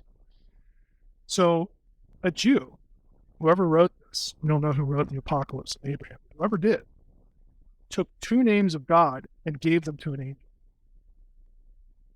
And didn't feel like he was blaspheming. Didn't. I don't like any of these kids for the second power, so I'm just going to pick an angel and name him Yah El, or Yahweh El. The same deified figure appears in the life of Adam and Eve. Again, this is another book, another Jewish book written between the Testaments that didn't make it into the Old Testament. In this case, God himself is called Yah-El. So we have texts. God is Yah-El. That makes sense because those are his names. But then there's an angel that gets those names. So right away, you're confronted again. These are Jews. These are the super duper monotheistic Jews, militant monotheistic Jews, taking a name of God and giving it to a second person. And it shows you that was acceptable to them. They're trying to sort of articulate how they think this works. Here we have Yah, Yahweh again. Go, Yahel, the same name to the mediation by an ineffable name. Here we have clearly again a second character, distinct from Michael, because Michael, he says, with me, Michael blesses you forever. So this Jew, again, who wrote this text, did not think the second power was Michael. It was this other angel created and gave this name. This one you may have heard of. Philo was probably the most important Jewish writer of his era. If you're familiar with two non-biblical Jewish writers, they're probably Philo and Josephus. And Josephus is a little later. He was a historian. Philo is a philosopher, a theologian. He writes religious theological stuff. And Philo used this term. Philo wrote in Greek. He used the term logos to apply to number 2. Isn't that interesting? Because who else that we know does that? Jonah. So you have this, again, this overlap, because Philo knows that back in his Old Testament, there's this word of the Lord character in Greek, word of the Lord, that's logos. So he picks up on that and tries to write a full-blown theology of a Godhead, of what's the relationship between God and this other figure. Now, Philo, his theology is not the same as John's, because for Philo, the logos was a created being. He's created in some passages, in other passages he's not. But Philo really tries to say he's God, but he's not like really. He's God, but he struggles. He's God, but he isn't. He is. Just call him the logos. Now the problem is, he gets a little tongue-tied here. He actually refers to the logos as the mighty logos, who is my viceroy. The logos is that power of God by which he made all things. That is New Testament theology. Because it's Jesus. We're alive in all things. We have here, God is indeed one. He's a Jew. He's got to affirm that. His highest and chief powers are 2, even goodness and sovereignty. In the midst between the 2, there's a third which unites them, the logos. We understand the logos that God is both ruler and good. So the logos is sort of the conduit through which God does this. Yeah, it's difficult. Philo gets this dramatic. He refers to the logos as the second God, the deuteros theos.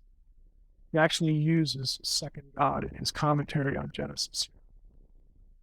So for a Jew, and this was not considered heretical, for a Jew to use a phrase like second God is pretty dramatic. But they're trying to figure out how to talk about this. Memra. Word of the Lord, the word for word in Greek is logos. The word for word in Aramaic is memra. There are lots of Jewish writers who wrote about the memra because they were writing in Aramaic. That's the word they had to use. So memra is the Aramaic word for word. It occurs widely in the Targums. The Targums are Aramaic translations of the Old Testament.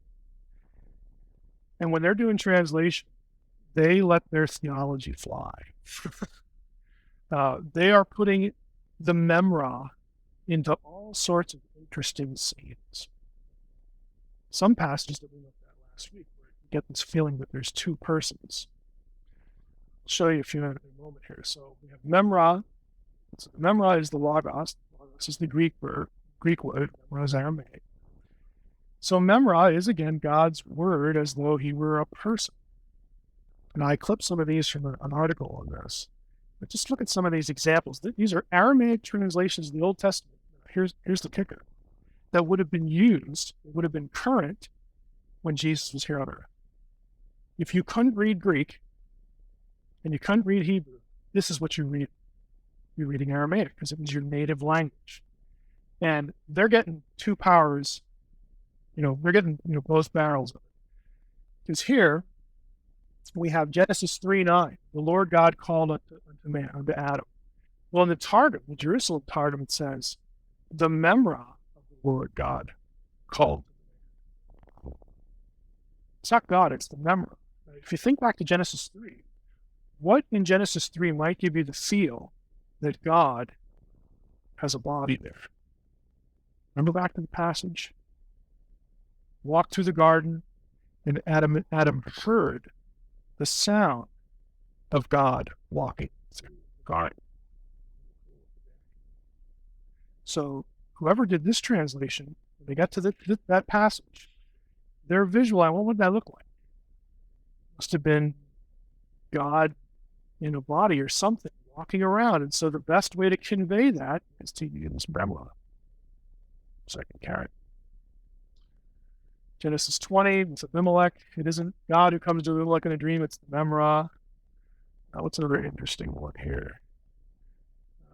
See, the Lord said to Moses, the memra of the Lord said to Moses. They're getting this from these word of the Lord passages. So when God starts talking in certain passages, catch this, since in passages like Genesis 15 and 1 Samuel 3 and Jeremiah 1, since in those passages, the word of the Lord turns out to be like a person, it seems reasonable to the Jewish translator that that's what's going on. So we're going to put it in there to convey that idea. It's highly interpretive, but you see what they're getting. This is the way it was in Genesis 15. Probably going on here too. Genesis 3:8. They heard the voice, right? There is the passage, and so on and so forth. But you get the idea. This is, again, the Aramaic Bible that the disciples wrote. We don't know what they read when they read it. But I'm pointing this out to say, look, this idea of two yet one, one yet two, this is not news to them. This is not news. What's news is the fact that number two, in Christian theology, is incarnated and traveled through the woman's birth canal. That's new. That's a little freaky right there. Another one with memra, Genesis 1:27. The memra created man in his own image. Well, that makes sense because we have like physical bodies. So, if you've ever read anything about the image of God, one of the views or one of the questions it's asked, well, does image possibly mean like we look like God? Well, we can't because God doesn't have a body. Well, that's right. But the second power had a body. So that's where he's going, right there. Can you see what they're thinking? We're doing this. Another one, and we're doing this rapidly. There's a lot to cover. The Shekinah, or Shekinah, these are both Aramaic. Well, one's Hebrew, one's Aramaic. Shekinah is probably the way you've heard that pronounced, if you've heard the word at all. This is another sort of figure, another term that refers to this embodied deity person. Comes from shakan, which means to dwell. And the verb is used in the Old Testament phrase, when God starts talking about the tabernacle and the temple, he refers to it as the place where I will cause my name, to dwell. The place where I will put my name. So shakan is to dwell, and so whatever filled the temple, whatever showed up or whatever was imagined to be in the cloud that was speaking for Moses, to some Jews, they used the term Shekinah glory. It's a reference to God's glory dwelling in that place. So it was God's glory sort of put into form. And their word for that was Shekinah. In Arabic, the Shekinah. Shekinah, by the way, was used of not only the second Yahweh, but there are Jewish writings that use that term to refer to the Spirit as well. So I want you to catch the importance of that. I know a lot of the material is foreign, but think about this.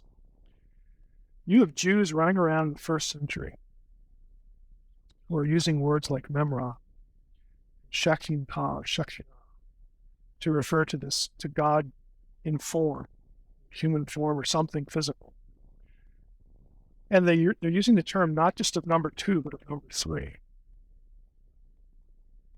There are Jews thinking of a tripartite Godhead before Jesus ever showed up. Okay. And they have these categories. They have the conceptual categories. At least things like this are being discussed. Things like this show up in their translations, so that when the apostles come along, when Paul comes along, starts talking about the deity of Christ, and in him dwells the fullness of the Godhead bodily, and all this stuff you read in the New Testament, they're not like getting whiplash thinking this guy's crazy. What's he talking about? They actually have something to think about. That confronts them with something. Do I believe that Jesus of Nazareth, filled this role? Do I believe that? I had to make a decision, make a choice. It was a theological question. So just a few examples. We have here, I will cause my Shekinah, my Shekinah, to dwell in the midst of the children of Israel. Again, it was the glory cloud, or the glory presence in some form.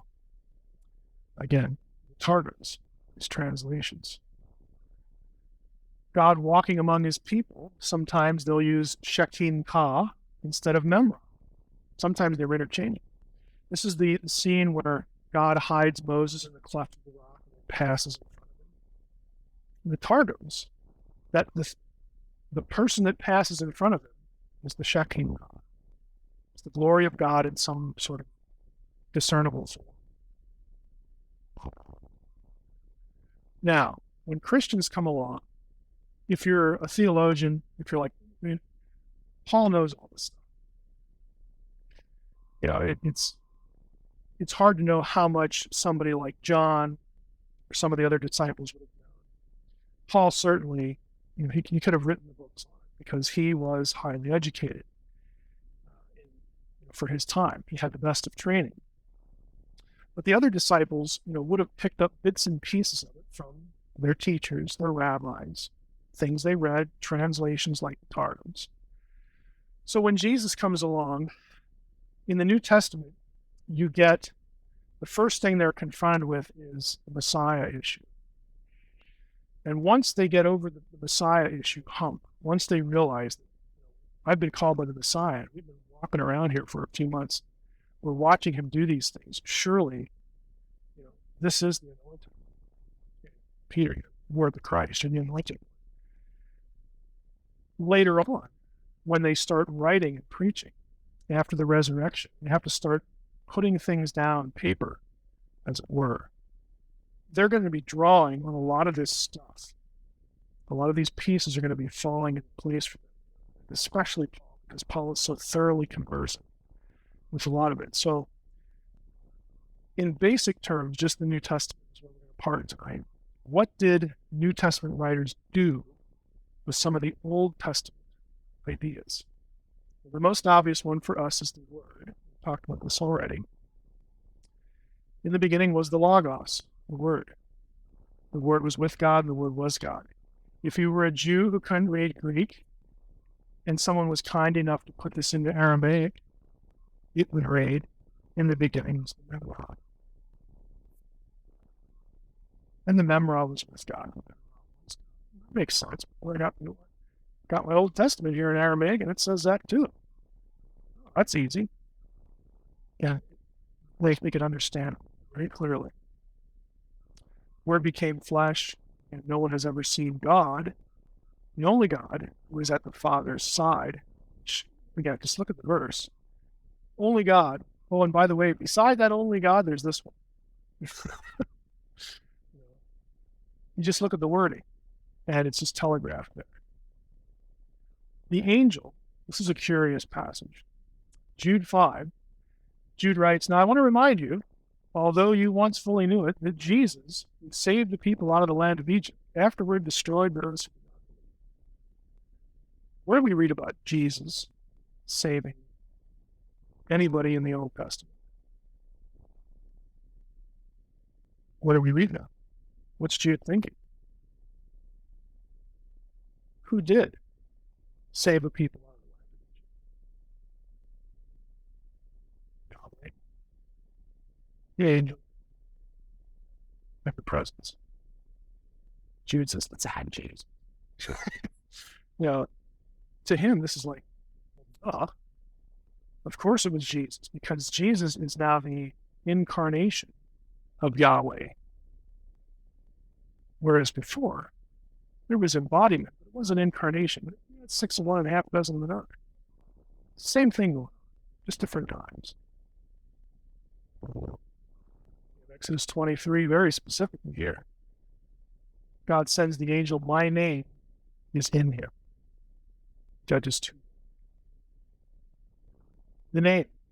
This is kind of interesting. We've read John 17 a lot because it's the high priestly prayer of Jesus. Think about what Jesus is saying.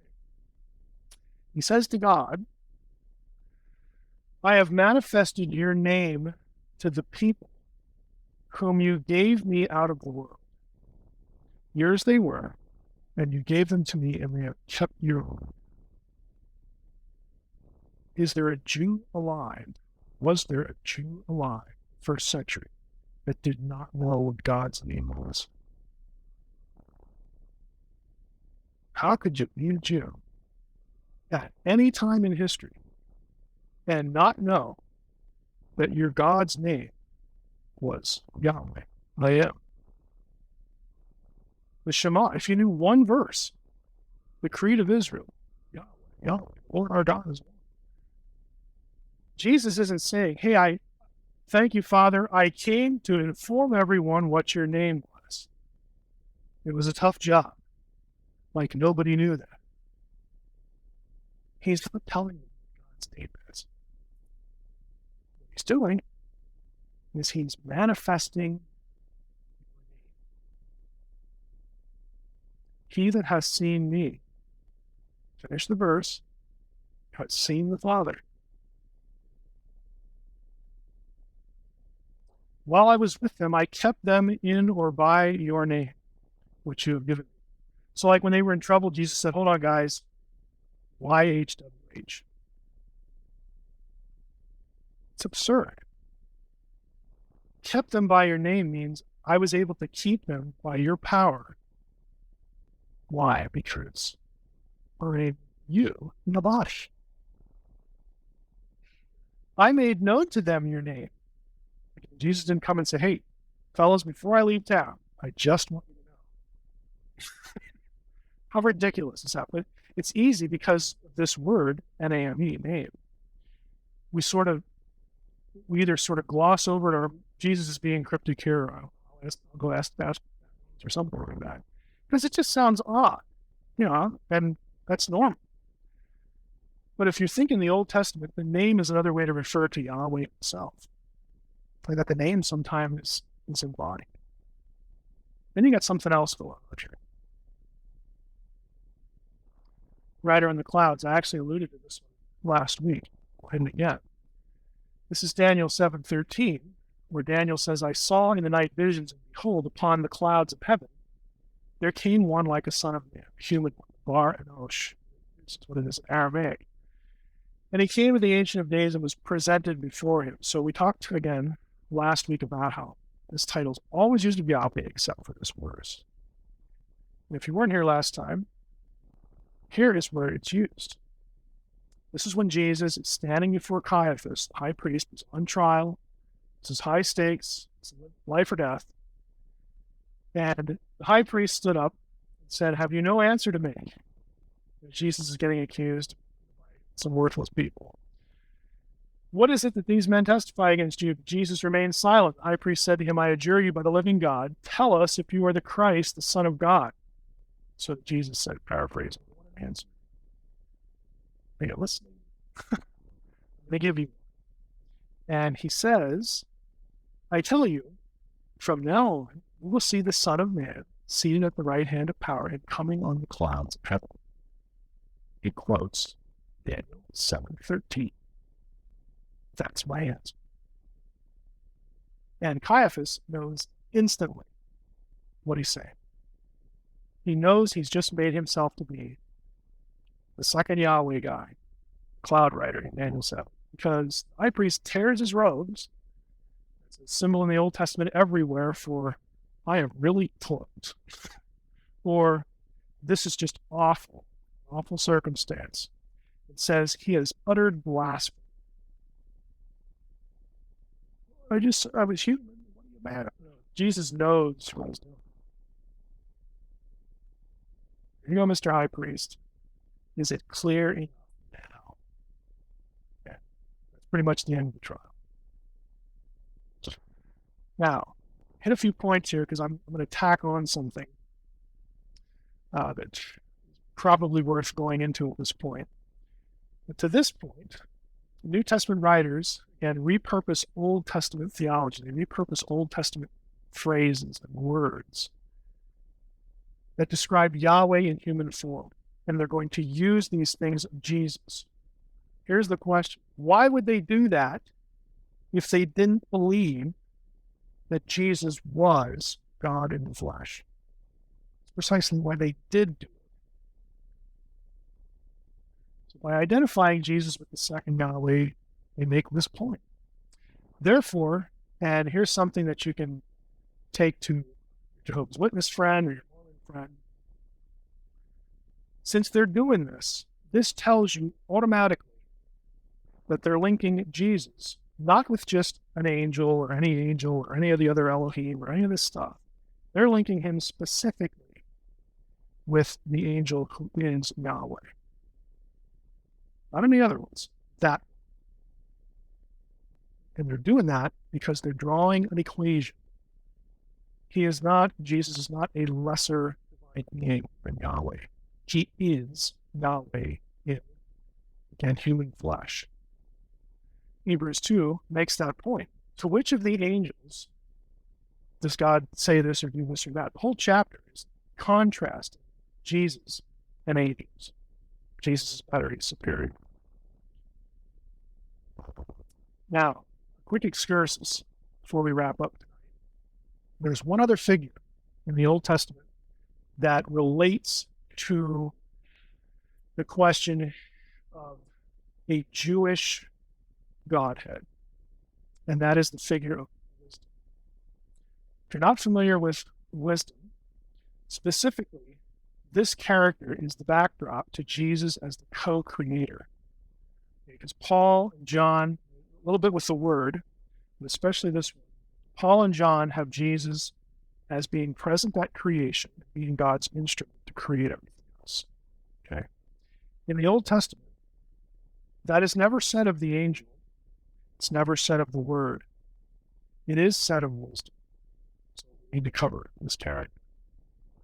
Proverbs 8 is where you get it. Now, in verse 1, does not wisdom call? Does not understanding raise her voice? On the heights beside the crossroads, she takes her stand. If you read through the whole chapter, Proverbs chapter 1, a couple other chapters, wisdom is cast as a person, but specifically a woman. Why is that? Some of you have heard me lecture on this before. I'll try to be mercifully brief. The reason that wisdom is a woman is because the Hebrew word for wisdom is chokmah, which is grammatically feminine. If you've studied foreign language, Spanish, German, French, whatever, you know that nouns are classified by gender. It's completely arbitrary. For instance, in German, das Mädchen, little girl, is neuter. Okay? Why? I don't know.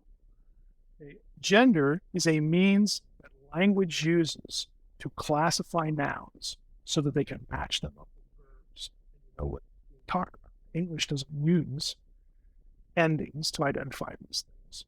So if you don't have a foreign language, you probably never heard this. But Hebrew is like lots of other languages. It uses gender to classify nouns. Chokmah is feminine. That's why the pronouns her and she show up in the text, because it's proper. It's literarily proper. It has nothing to do with biological. We get here, the Lord possessed me at the beginning of his work, the first of his acts. We'll come back to this verse. Ages ago I was set up. Wisdom's talking about herself. Before the beginning of the earth, when there were no depths, I was brought forth. When there were no springs abounding with water. Before the mountains had been shaped, before the hills, before this, before that, I was brought forth. So you get the idea that wisdom is around. Let's just go back. Wisdom is around at the beginning, very beginning. So God has somebody there, a helper, whatever, co-creative, in the Old Testament. Now, who is wisdom? Well, there are a lot of books. Wisdom of Solomon is one. Again, Jewish writers are writing between the Testaments. They're commenting on Proverbs 8. So they say a lot of interesting things about this character. I tell you what wisdom is and how she came to be, and I will hide no secrets from her. I will trace her course from the beginning of creation, blah, blah, blah, blah. We're getting that from Proverbs 8. For wisdom, the fashioner of all things taught me. She is a breath of the power of God and a pure emanation of the glory of the Almighty. Key passage here. I'll come back to this. She is a reflection. The Greek word is apogos, eternal light, a spotless mirror of the working of God, and an image of goodness. He likes me. By your wisdom you have formed humankind. Give me wisdom that sits by your throne. Get this throne language again. And these are Jews. These are Jews writing this stuff. With you is wisdom. She knows your works and was present when you made the world. He's getting that from Proverbs 8. Send her forth from the holy heavens and from the throne of your glory send her.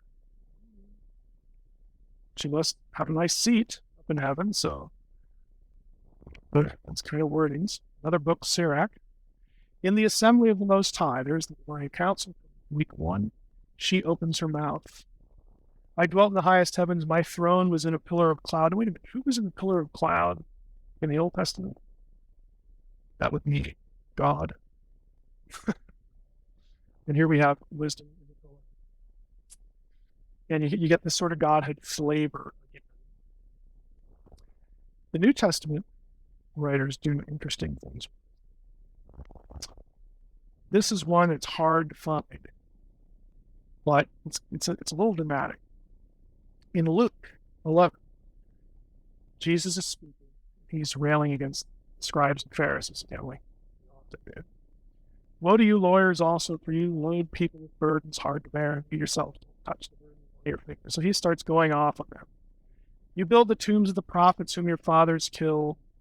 Your witnesses and consent to the deeds of your fathers, for they killed them and build their tombs. He quotes something. Therefore also, the wisdom of God said, I will send them prophets and apostles, some of whom they will kill and persecute. So Jesus is saying that the wisdom of God said, this puts the wisdom of God in the role of God. Because we read in Ephesians 4 and other places that God sent prophets and apostles and all that stuff. So that's odd. Jesus is sort of linking wisdom with God. But Matthew one-ups that. Same passage, same scene. Jesus is speaking, and look at what changes. Therefore, I send you prophets and wise men and scribes. Matthew puts Jesus in the role of wisdom, who was in the role of God. They're mixing and matching. It's a Godhead. These are Jews quoting Jewish texts. One of them's your list. Identifying Jesus with this other figure who is but isn't God. We looked at this verse. This is my favorite one, my favorite wisdom, because this is, for a text geek like me, this is dramatic. We read, wisdom is a reflection, apogosma, of eternal light, spotless mirror of the working of God. Guess where this gets quoted in the New Testament? Let me just prep it by saying this. This word is really rare. It occurs one time in the Septuagint, which is the Greek translation of the Old Testament. This is the verse.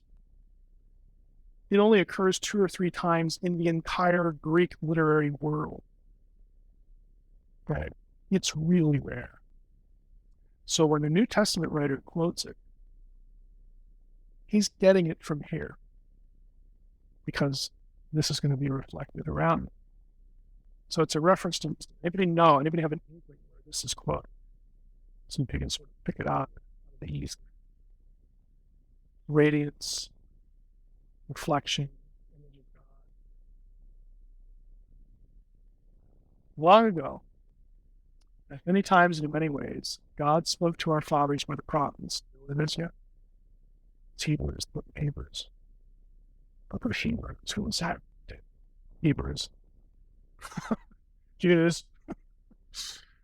Long ago, at many times and in many ways, God spoke to our fathers by the prophets. But in these last days, he has spoken to us by his Son, whom he appointed the heir of all things, through whom also he created the world.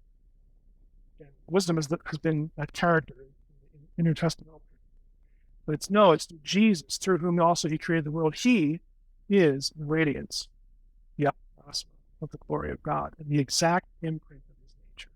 And he upholds the universe by the word of his power. He quotes that passage. It's extremely rare a term. You know, I guess when I'm in I don't want to come off as there are some times that I've done this in the past. I'm not saying this is the right. Usually, when I get a Jehovah's Witness in my past, it's like, please don't come again. You're not going to get me. Blah blah blah. But I have done things like this, where I'll say, "Well, you're going to talk to me about the Greek and about angels. Take a look. Okay, do the math, because there is no other thing that this could possibly refer to but the second person of the Godhead. In Judaism, if you've ever dealt with the Jehovah's Witnesses, you know how much they love the Old Testament. That's really where they want to go. I don't know what the writer of Hebrews could have done to make it any more powerful. So that when you get to Colossians 1, by him were all things created. 1 Corinthians 8, there's one God, the Father, from whom are all things, and for whom we exist, and one Lord Jesus Christ, through whom are all things, and through us. Okay, you get this. This is where they get the theology of Jesus as co-creator. The idea that Jesus is God in the flesh, and the co-creator of humanity and everything it is Jewish. This is not a New Testament invention. It's a Jewish concept that God had a co-creator, an agent of creation. And the New Testament writers take Jewish stuff, Old Testament, and even books in between that aren't in our Bibles. They even go that far to make the point. Now, this is the prickly part. If you like church history, you probably have come across this passage. Because you say, well, if Jesus is this character, what do we do with verse 22? The Lord possessed at the beginning of this word. First it was accident. The verb here is kana in Hebrew. It is used elsewhere for create. And Jehovah's Witnesses love this. See, I told you Jesus is great. That's picking and choosing the lexicon, because the verb is not always used. It's used for create in Genesis 14. It's used to acquire, possess, Genesis 33. It's used to produce or bring forth, Genesis 4. I like Genesis 4. I think it's instructive. Genesis 4:1 is when Eve gives birth to chronology, right? She gives birth to, I think it's Cain. Yeah, Cain's the second. She says, I have gotten a man. I have kana, a man without. Now here's the question. Did an Old Testament person, Eve, and anybody else in the Old Testament, anyone, did they believe that when she gave birth, that was the moment when that thing she just birthed came to existence? No, because it's moving around. I mean, even though they don't have the conveniences of modern science, they know that there is life inside. And when they bring it forth, it's giving birth. It's not when the thing begins to be alive. It's been alive before that. So it pre-existed the bringing forth. This is the way the church fathers argued Proverbs 8. Remember when they wrote the Nicene Creed? the whole thing about Jesus being begotten, not created. Whoever read the Nicene, this was really important because they're trying to argue that Jesus is not created. They're trying to be consistent. They're saying, look, just because this verb is there, it does not mean that that's when he had the beginning of his existence. He existed prior to this, and God brought him forth. Okay, we don't use words like begotten, but that's what it meant. It meant to bring forth, as opposed to this is when it starts living. If you look at the Creed, we believe in one God, the Father Almighty, maker of all things visible and invisible. One Lord Jesus Christ, the Son of God, begotten of the Father. The only begotten, that is the essence of the Father, God of God, light of light, very God of very God, begotten, not made. That language is it was important because of this issue here. I think this is our last slide. Jesus is only begotten. Thought I'd say something about this. Because you will get people like Jehovah's Witnesses or other people say, well, if he's begotten, that means he had a beginning. Because the word begotten, that's what it means. Not really. Begotten, words like firstborn. Begotten can just mean to be brought forth. You already existed, but now you're here on the scene, so to speak. Firstborn is actually a term of status. How do we know this? Is it true because Mike says it? No. Monogenes is the Greek term for only begotten. Until the late 19th, early 20th century, it was thought, incorrectly, that it came from two Greek words, monos and genao, only. Genao is the verb that means to beget. Later discoveries showed this was wrong. It actually comes from monos, only, and gene, kind. Monogenes means one of a kind, unique. It has nothing to do with when you start to exist. It's about uniqueness. We know that from this verse, Hebrews 11:17, where Isaac is called Abraham's monogenes. Question: was Isaac Abraham's first son?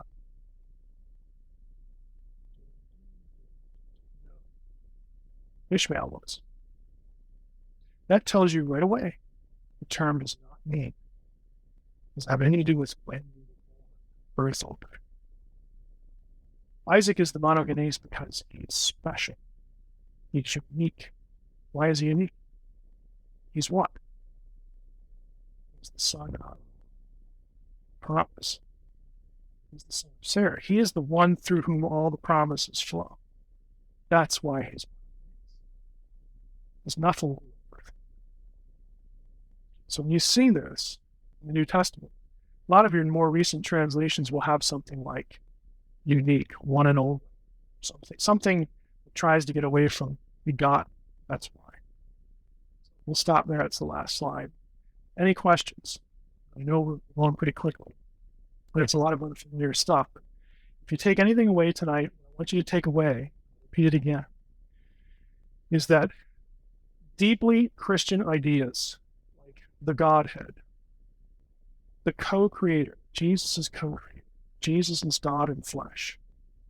That somehow God had a number two person who was also him. These are Jewish ideas. They're Jewish concepts they get from their Old Testament that are reinforced between the Testaments by writers that lived before Jesus ever showed up. And so that when Jesus does show up, when you get the New Testament writers writing, they are writing to an audience that understands these ideas. Then they have to make a choice. Do I believe that Jesus, the fellow we just crucified, do we believe that he is who they're saying he was? Do we believe that he rose from the dead? Do we believe that he was God? Do we believe that he was the second? Do we believe this or not? That's where they got to go. They're not sitting there thinking, you guys are just a bunch of polytheists. They're not thinking that at all. And I want to start the final week here. We're going to get back into Psalm 82. If you want to get ahead of me, you can go to John 10. Put one finger in John 10 and another finger in Psalm 82. I want to sort of prep what we're going to spend most of our time on by reviewing this. And I have a reason for doing this that I hope will be clear. So earlier, I think it was the second week when we went through Old Testament passages that showed a sort of twoism or two-person Godhead in the Old Testament. That was the easy one to see, that Yahweh was two but yet one, one but yet two. We finished that night by taking a look at threeness, okay, a Trinitarian sort of concept from the Old Testament. I made the comment that if you have your mind wrapped around the two and how the two is conveyed, then you will find yourself in certain passages seeing the same descriptions, like the name or the word or the angel or something like that. You'll see those descriptions applied to the Spirit, or the Spirit part of the conversation. And so you go from a two to a sort of feeling like there's three different things going on, and they're connected because the same description is applied to two of the three or three of the three or something like that. So just to refresh your memory on that point, we looked at this passage real quickly. This is Isaiah 63, and here we have the Lord in the passage. We have the angel, and then we had this statement, they rebelled and grieved his Holy Spirit. This was the recounting of the wilderness wandering. And so you have the rebellion and the grieving of the Holy Spirit. But if you go to Psalm 78, which is a recounting of the same itinerary, the same events, the very identical verbs, rebelled and grieved, in Psalm 78, are directed at, in verse 41 here, God, the Holy One of Israel. So again, we knew from evening 2 that the angel and Yahweh were sort of the same but yet different. And then here we get the Spirit that's brought into the conversation when you look at both passages in tandem. So you get this threeness going on. And then we looked at Ezekiel 8. We have the same thing going on here. We have this description of Yahweh as, the God of Israel as a man, sort of a glorified man. And we have the Spirit lifting up the prophet. Yahweh puts out the form of a hand, and we saw in other passages, again, that was the visible Yahweh as opposed to the invisible Yahweh. And the visible Yahweh was usually the angel. And again, you start going through the same set of thought processes. And you get two, and then here we have the Spirit referred to in here. So who lifts him up? Is it the embodied Yahweh, the second visible Yahweh, or is the Spirit? And the answer is yes. The writer doesn't really care because it's sort of 6 of one and half dozen of another. And lower, down in the passage, either the Spirit or this person refers to the temple as my sanctuary. So we know this is God, but it might be God in more than one, manifestation, or the physical manifestation. If that's the case, you might actually have the Spirit spoken of in the same way as your normal number 2 guy, the angel. So we talked about these things again, and I'm not trying to be clever with a pun here, but like I said last time, you have to sort of triangulate some things to get 3 in the Old Testament. 2 is pretty easy, but 3 sort of enters the discussion a little bit. Now, this sort of thing is actually used, I believe, in the New Testament. Oftentimes, you'll see critics of Trinitarianism where, again, this traditional Christian view of a Godhead say, give me the verse where it shows God is 3 in 1. I want to see that verse. And there are things, you can sort of go to, like the Great Commission, baptize them in the name of the Father, the Son, the Holy Spirit. Well, if they weren't all equal, why would you say that? That sort of thing.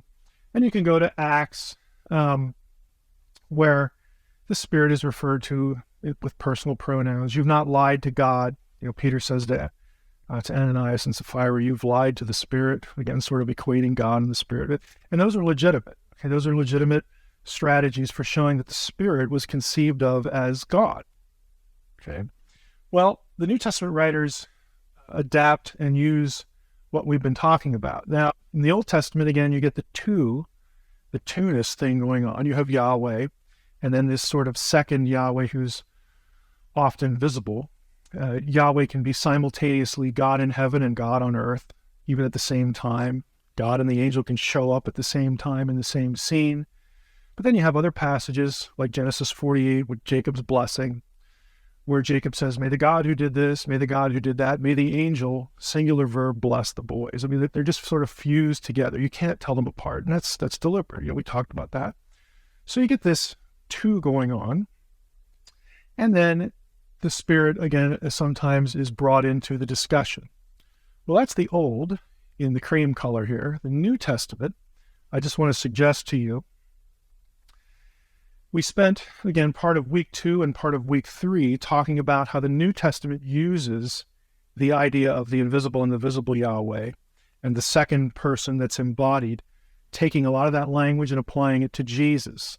So again, we saw the two-ness there and the strategy for showing Father, Son, same but yet different. The New Testament does something interesting.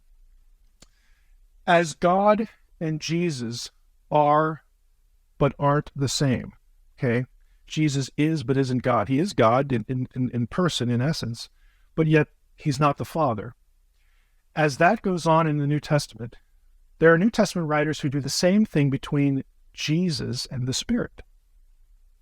That is, the Spirit is but isn't Jesus. And there are certain passages like this. I don't know if you've ever noticed these. There aren't too many of them. But in Acts 16, the Holy Spirit is referred to as the Spirit of Jesus. Now that links the Spirit in terms of identity to Jesus, who by identity is God. Therefore, you must have three that are the same in identity. Okay? Romans 8:9, Spirit of God is referred to as the Spirit of Christ. And Galatians 4, God sent the Spirit of his Son, okay, into the hearts of believers. You know, we're used to thinking of the Holy Spirit, you know, the way he's predominantly described in the Old Testament, the Spirit of God. There are actually passages that identify the Spirit of God as the Spirit of Jesus. It's as though when Jesus ascends, and he's been saying things like, hey, I'm going to go to my Father, and when I go, I'm going to send the Spirit. And then he'll say things like, where 2 or 3 of you are gathered, I am in your midst. Then we get this idea of being indwelled by the Spirit. All these things sort of coordinate together. And you get sort of a little bit of extra glue here when the Spirit himself is referred to and identified with Jesus, the Spirit of Christ, the Spirit of Jesus, not just God, but of Jesus. So you have this same sort of threeness working here, and it builds off this two model. So we've got these two identified and these two identified, and the central figure is Jesus. He is the glue that unites the threesome together. I mean, you come out, even if you don't have a verse that lists the three persons, you come out with 3 different figures co-identified with each other. Okay? It's Trinitarianism, but from just a little bit of a different tack. Now, if that's New Testament theology, okay, if we have a Trinity, and you have Jesus as part of a Trinity, what about John 10:34's use of Psalm 82? Now, I've set up the question this way because I'm just going to tell you, I have a different view of Psalm 82 than practically anybody you're going to read. Because I think that Psalm 82, John's use of it in the Gospel of John, he uses that and Jesus quotes from it, however you want to look at what's going on there in John. The strategy behind it is to reinforce Jesus' status as God incarnate. Okay, well, what could be controversial about that, Mike? It sounds suspiciously like Trinitarianism. Yeah, it is. What's controversial about it is how you have to look at Psalm 82 to get there. Now, Psalm 82 we looked at in week 1. We have God, again, Elohim, has taken his place in the divine council. In the midst of the gods, also Elohim, he holds judgment. So we talked about this passage where you have Elohim used twice. Once it's a singular individual, and we know that has a grammar. And the other time it's plural. We know that because of the preposition in the midst of. Okay. So we have divine beings, plural, in Psalm 82. And we talked about why that's not a problem for monotheism, because Elohim is actually a place of residence term. It's not attached to one set of attributes. Because the biblical writers use Elohim of angels and demons and the deceased human dead, they can't be on an ontological par with God, with the God of Israel, but they're all called Elohim. So the term has to mean something other than a set of attributes. Again, this is history for those of you who've been here the 4 weeks. You get down to verse 6. This is the verse that Jesus is going to quote in John chapter 10. This is Psalm 89. Just bring this in because this council is in the heavens. You get down here to verse 6 in Psalm 82. Now I have the right psalm. The speaker, who is God, Yahweh, says to the Elohim members of his council, I said, you could also translate it, I thought. Some of your English translations will have that. That's perfectly legitimate. I said, you are gods, Elohim, sons of the Most High, all of you. Nevertheless, like men, you will die. You will fall like any prince. So we talked a little bit about what's going on in the psalm. The biblical Israelites had, let's just go back here, had a view based on Deuteronomy 32, 8, and 9, that Yahweh punished humanity after the Babel event by dispersing the nations, but not only just dispersing the nations. Deuteronomy 32, 8, and 9 says, when the Most High divided up the nations, he divided them up according to the number of the sons of God. But Israel was Yahweh's portion. Jacob was his allotted inheritance. Deuteronomy 4 describes the same thing, and it says that Yahweh took Israel as his own. Now, Israel didn't exist at the time of Babel, but it's going to exist in the very next chapter when God calls Abraham. Okay, so God forsakes all the nations of the earth, says basically, you're not going to obey me, then our relationship is sort of put on ice right now, and I'm going to put you under the authority of other divine beings in my administration. I'm not going to be your personal God anymore.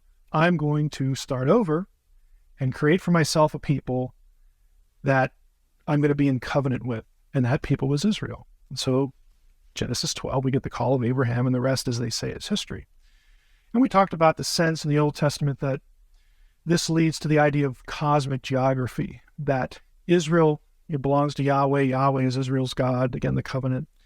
But outside of Israel, that ground isn't holy. It's it's under the domain of other entities, other divine beings. Psalm 82 picks up on that. And basically, at the beginning of the psalm, God says, we need to have a meeting because you guys are not running things well. You become corrupt. He starts really railing on them, and it leads to this verse. As a punishment, I said you're gods. We all know who we're talking to here. We all know who's in the room, but you're going to die like men. I'm going to strip you of your immortality. Now, this gets picked up on later in the Old Testament and the New as sort of part of the end times, the eschaton, when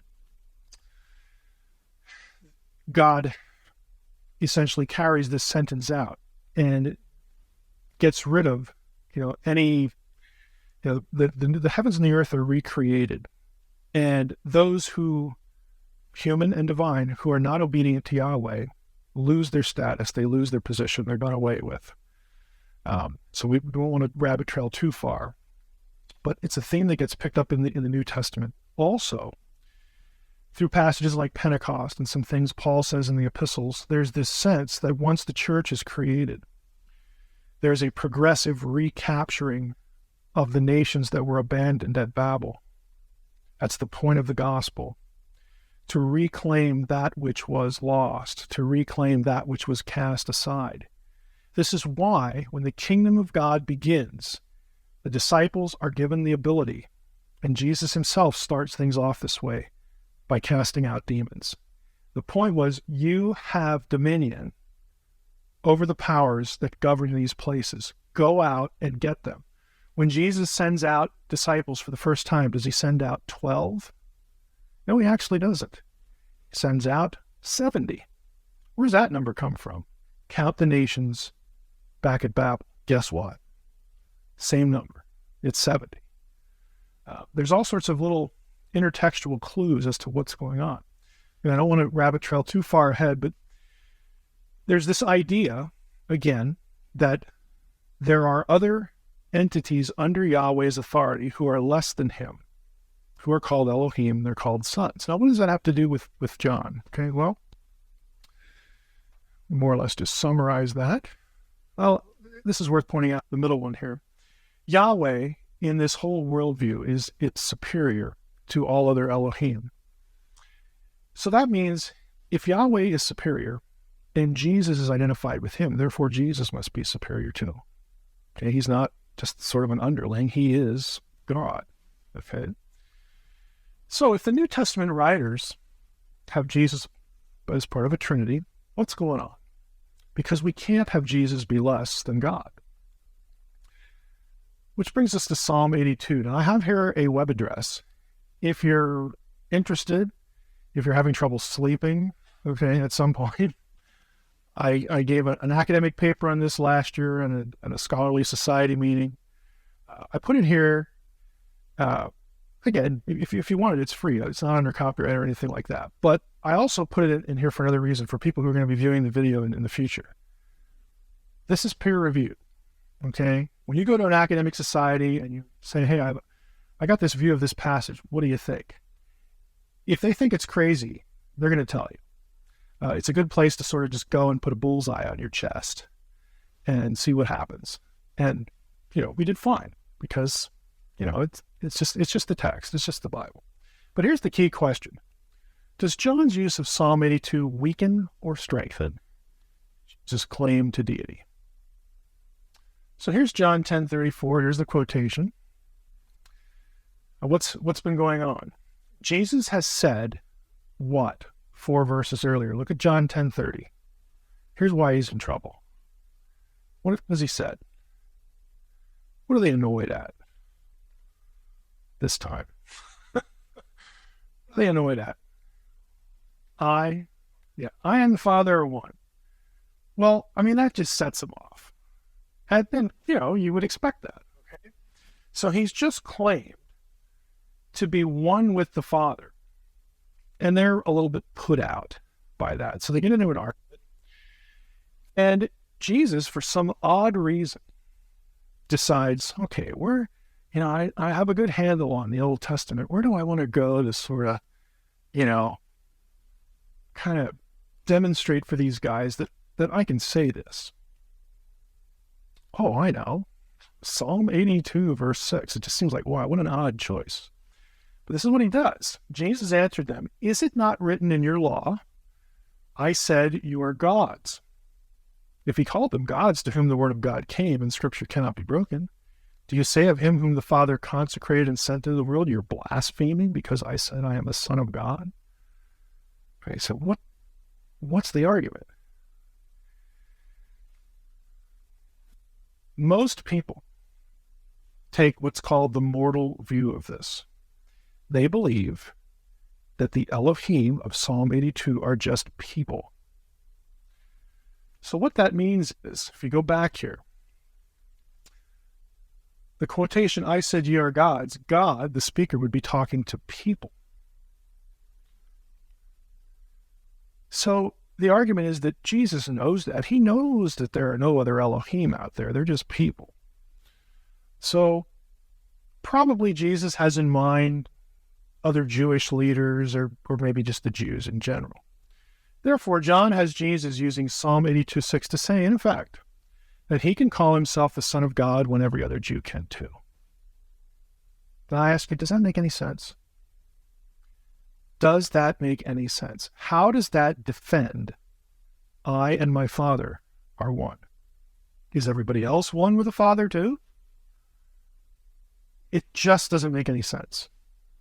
Frankly, it's a lame argument if that's what you mean. So don't be upset because, other humans can do this too. Ta-da! Like this. I guess I showed you guys. Now go off and call yourselves, equal with God too. Leave me alone. It just doesn't make any sense. But this is the dominant view of this passage. Now the reason that it is kind of understandable because people get nervous about having Elohim of Psalm 82, the plural ones, be divine beings. Okay, we talked about that in verse 1. Oh, what about monotheism and all this stuff? And again, my answer to that is you haven't really thought well about what Elohim means. That's the first problem. Let's take it apart a little bit. Now, here's how the argument is made. If the Elohim of Psalm 82 are Jewish elders, Exodus 22:6-8 usually gets thrown into the mix. So you can turn there if you want to. You have a description. Again, these are just some references to, this one's actually public. This is a pre-published version, so feel free to take it if you wanted. This passage is a description of a dispute where the people who are in the dispute bring their argument before Elohim. And so people say, aha, here's an example where you have Jewish leaders called Elohim. Go to the passage and look. What you have is you have Elohim, really, referring to God, the singular God. You never have in the entirety of the Old Testament, you never have Jews or Jewish elders called Elohim. Exodus 18 is another passage. This is when Jethro says to Moses, hey, you want to appoint some helpers, like this is just too much for you. You're kind of, you spend the whole day, talking about, should you be wearing this cloth? Is it mixed with that one? And I mean, just, give yourself a break, get some help. And Moses says, that's a great idea. So he appoints elders. They're never called Elohim in the passage. All you got to do is go read it. They're never called that. But it's assumed that these guys judging matters of the law are these guys. That's how the argument's made. Well, we know these guys existed in Israel, these judge guys that helped Moses decide matters of the law.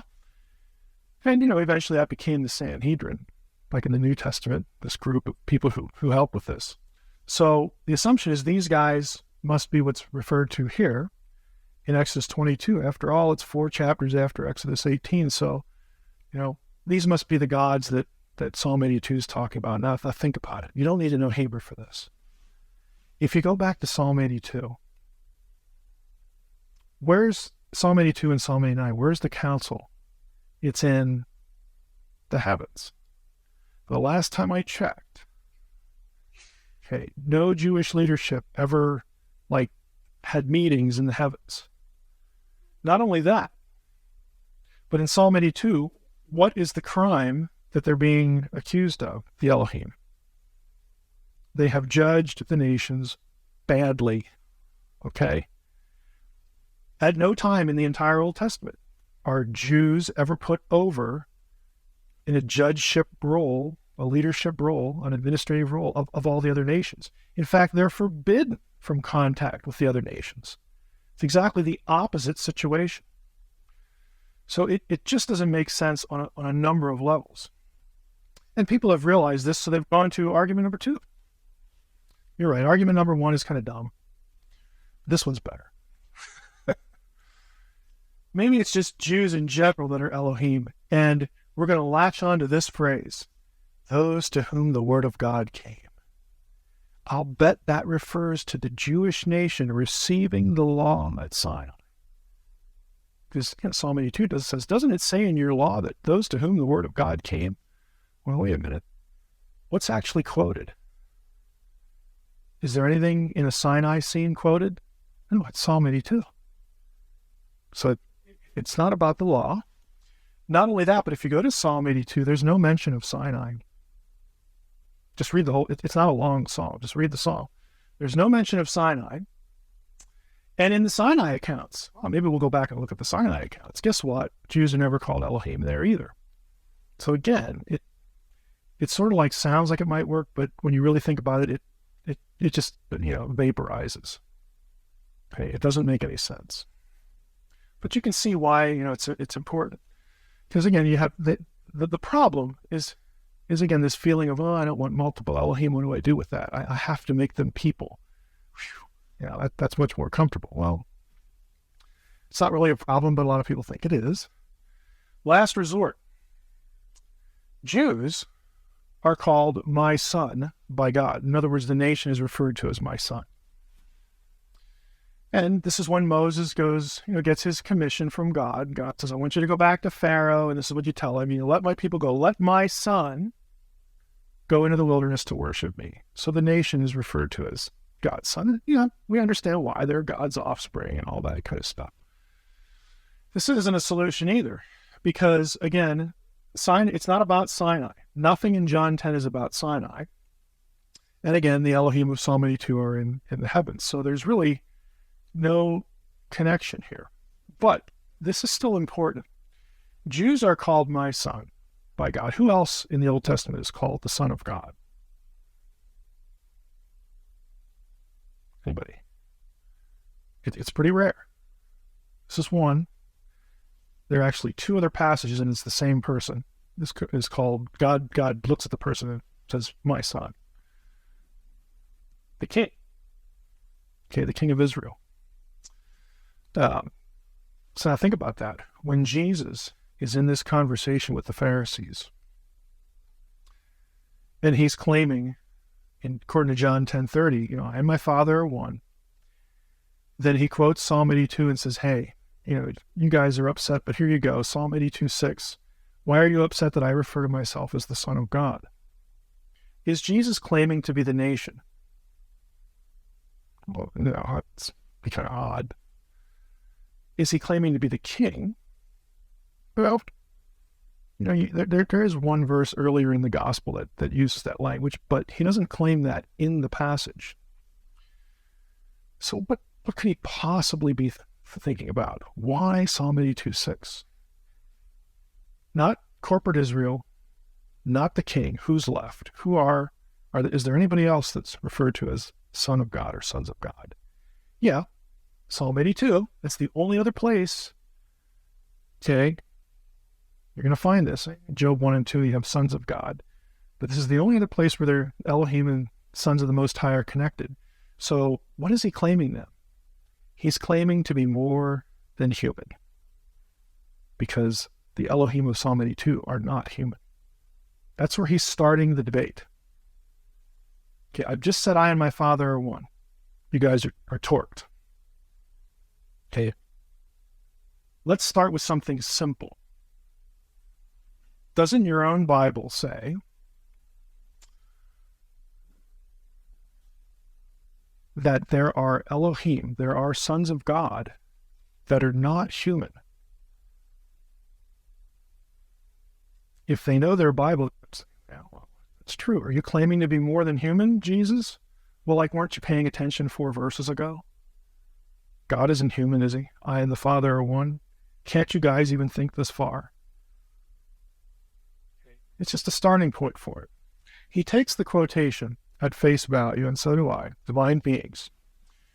It's from Psalm 82, and they're not humans. Again, cross-reference here, reasons why to eliminate the other view. Again, these other human or non-humans are the ones over the nations. We'll just skip through this. So he says, I said, you're gods, sons of the Most High. If you look at it, go and look at Psalm 82 if you're not turned there. If you're still in John 10, put a finger in it. Just walk through the passage. Who is the speaker? The speaker is God. God is looking at a group of Elohim, the heavenly host, and he's upset. He looks at them, these non-human beings, and says, I said, you're gods, sons of the Most High, all of you. Nevertheless, like humans, you will die. You're going to die like any man and fall like any prince. God is the speaker accusing divine beings of messing up and says, I'm going to strip away your immortality. So when Jesus inserts himself or uses this passage, he's claiming, first of all, to be more than man. It's the only conclusion you can draw. That's step one. I'm establishing the point that there are sons of God who are not people. That's point number one. Now, what does he do then? Or what's the effect? Here are the two views contrasted. Here's the human view, and here's what I'm going to argue for here. The word of God that came is not a reference to the law at Sinai. It is the actual utterance out of God's mouth in Psalm 82. That's the word of God who's coming to the ones hearing it, the Elohim. The word of God is the utterance itself, the pronouncement from God that you're in trouble. The effect is this. Jesus reminds his detractors that there are, again, non-human divine beings who get to call themselves this. Third, if you link this statement with John 10:30 and the verses that follow. Jesus is claiming to be divine. If I'm not human, what would I be? Okay, if I'm not human, do the math, fellas, do the math, Pharisees. If I'm not human, I'm divine. So he goes to Psalm 82 to establish this point. Now, if you look at the passage, look at what he's doing. He's just said, I and my Father are one. They get mad at him. The Jews answered him and said, for a good work, we're not going to stone you, but for blasphemy. If he was claiming to be just a human being down here when he quotes Psalm 82:6, if he's just saying, hey, look, guys, calm down. I'm just saying the same thing that you guys can say. We're all children of God. If that's what he's saying, why would they be mad? They know he's not saying that. Isn't it written in your law, I said, you're gods? I and the Father are one. The Father is in me, and I in him. Look at these two claims. They're about as dramatic as you can get. Especially this one. If they know their Old Testament, the stuff we've been talking about for the last 3 weeks, the Father is in me. Remember the whole thing about the name being Yahweh that was in the angel, and you just run with it from there. He's saying, I'm number two. I'm the number two guy back in your Old Testament. These are dramatic statements. And in between, he quotes Psalm 82. And again, his point is, look, first we have to establish that there are divine beings, there are non-humans who are sons of God. But I'm more than that. The Father is in me, and I in him. Now, if they know Psalm 82, and they do, because they're not happy. I mean, this doesn't solve anything for them. They're still mad at him. If they know Psalm 82, they know that not only by virtue of this quotation is Jesus saying, I'm more than human. When he gets to this, he's saying, not only am I more than human, not only am I like in Psalm 82, but the character in Psalm 82 that I really am is the Lord of the council. I am Yahweh in flesh, right here in front of you.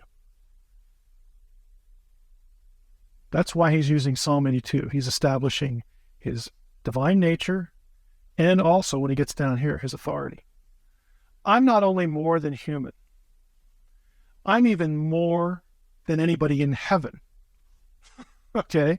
Let's just up the ante a little bit. Instead of shrinking back and saying, I'm just like you guys, don't be mad at me. I mean, he just goes the other direction. Just does an about face and gives it to them both barrels. So, another way of putting it, his logic, the problem is, again for the Jews, not for us, but the problem is Jesus makes himself God. So, here's his chain of thinking. Other non-humans are Elohim. I'm justifying my claim by showing you that. I'm more than human. I also claimed in 1030 to be the one with the Father, so we're co-identified in some way. All this is provable by my works. Look back here. For which of the works do you stone me? And of course, they're going to deny that. It's not that. We're stoning you for blasphemy. What's his point in bringing up the works? If my claims aren't true, how can I do what I do? In other words, if I'm just like making it up here, and I'm looking for the exits while I'm doing it, if I'm just making it up here, how am I able to do what you've seen me do? Okay, it's your turn to talk. He has these moments with the Pharisees that he just boxes them in. He just boxes them in. So, basically, I have a biblical precedent, and I work miracles. What else would you like? I have somewhere to hang this on, the idea that I'm more than human. Their sons of God are not just people. I am more than a man. Not only that, I'm one with the Father. The Father's in me, and I'm him. And I work miracles. Any questions? He's boxing them in with this. Because they know Psalm 82, they got nowhere to go. They have nowhere to go because he's using scripture against them, like he normally does. So, by way of summary, I want to get through the summary, and then if you have any questions, just generally, we can take them. the 4 weeks I've tried to get you, and there's a lot more to it than this, but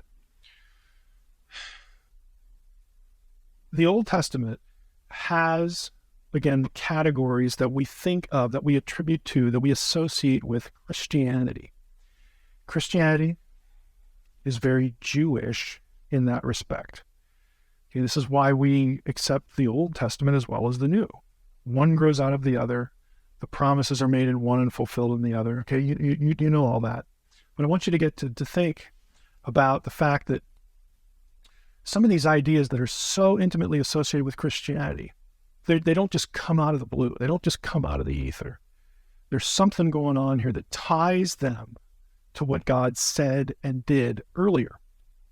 It's not like, we have like a shift. There's like there's a new planet, there's a new God, or there's a new something, or whatever. That's the old, this is the new, and there's never the twain shall meet. The twain meets a lot. Meets an awful lot. Even something as fundamental as this. Christians saw the second Godhead member incarnated as a man in Jesus. We talked about that last week. Godhead thinking, again, was around long before the New Testament. It's not late. It's not a late invention that a lot of scholars like to say. Divine plurality is not a denial of monotheism.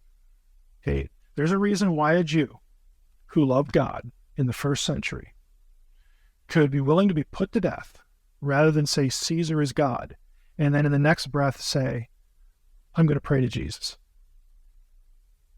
and not feel at all like he violated monotheism. One was a clear violation. The other was, of course it's not. There's a reason why they could think that in their heads, and it's because they had these categories in the Old Testament that Caesar didn't fall into. Again, we looked at Old Testament trajectories about some of the things other religions say. The Word in John 1:1 is not any God. He's the Word. And we looked at passages in the Old Testament where the Word was Yahweh. I mean, it says it point blank. Jeremiah 1 is a great passage to go to. The word of the Lord came unto Jeremiah, saying, Jeremiah addresses the Word as Yahweh. And then in verse 9, the word of the Lord reached out his hand and touched me. I mean, come on. How much clearer can you get? That's like reading something in the New Testament. Yahweh also has no equal among the Elohim of his counsel. Jesus and other divine sons of God are not brotherly equals. Now, this is really directed at Mormonism. Because Mormons love Psalm 82. There are Mormons on the internet that, like they're fans of mine. Because I'm into Psalm 82. And they like that. And you have to sort of slap them on the wrist occasionally and say, look, you guys are thinking this. You can't possibly think that, right? And get that from the data. Because Yahweh is an Elohim, but no other Elohim or Yahweh. He doesn't have equal brothers. And if he doesn't have equal brothers, neither does Jesus. Okay, it's not terribly complicated. But again, this is the parting of the ways between what we would call, in evangelical Christianity, an orthodox view of Trinitarianism and something that would be a part of Mormon theology. Psalm 82 provides no justification for humans being divine. Now, this is a little word for, again, my detractors out there in video land who love the human view. My question to you is, why aren't you a Mormon? Because if you believe humans are Elohim, you're about that far away. You're about that far away from embracing a cardinal idea in Mormon theology. Mormon theology teaches that Yahweh was once a man. And you, as believers, when you're glorified, you will eventually become God, just like Yahweh is. Okay, that is not what Psalm 82 says. But if you're looking at Psalm 82 and you're somehow importing humanity into Elohim language, you're about that close. Okay, you're about that close. So I would encourage you to re-examine that idea. Not only doesn't it make sense in John 10, but it sort of drifts over into that other territory. So that was the last slide.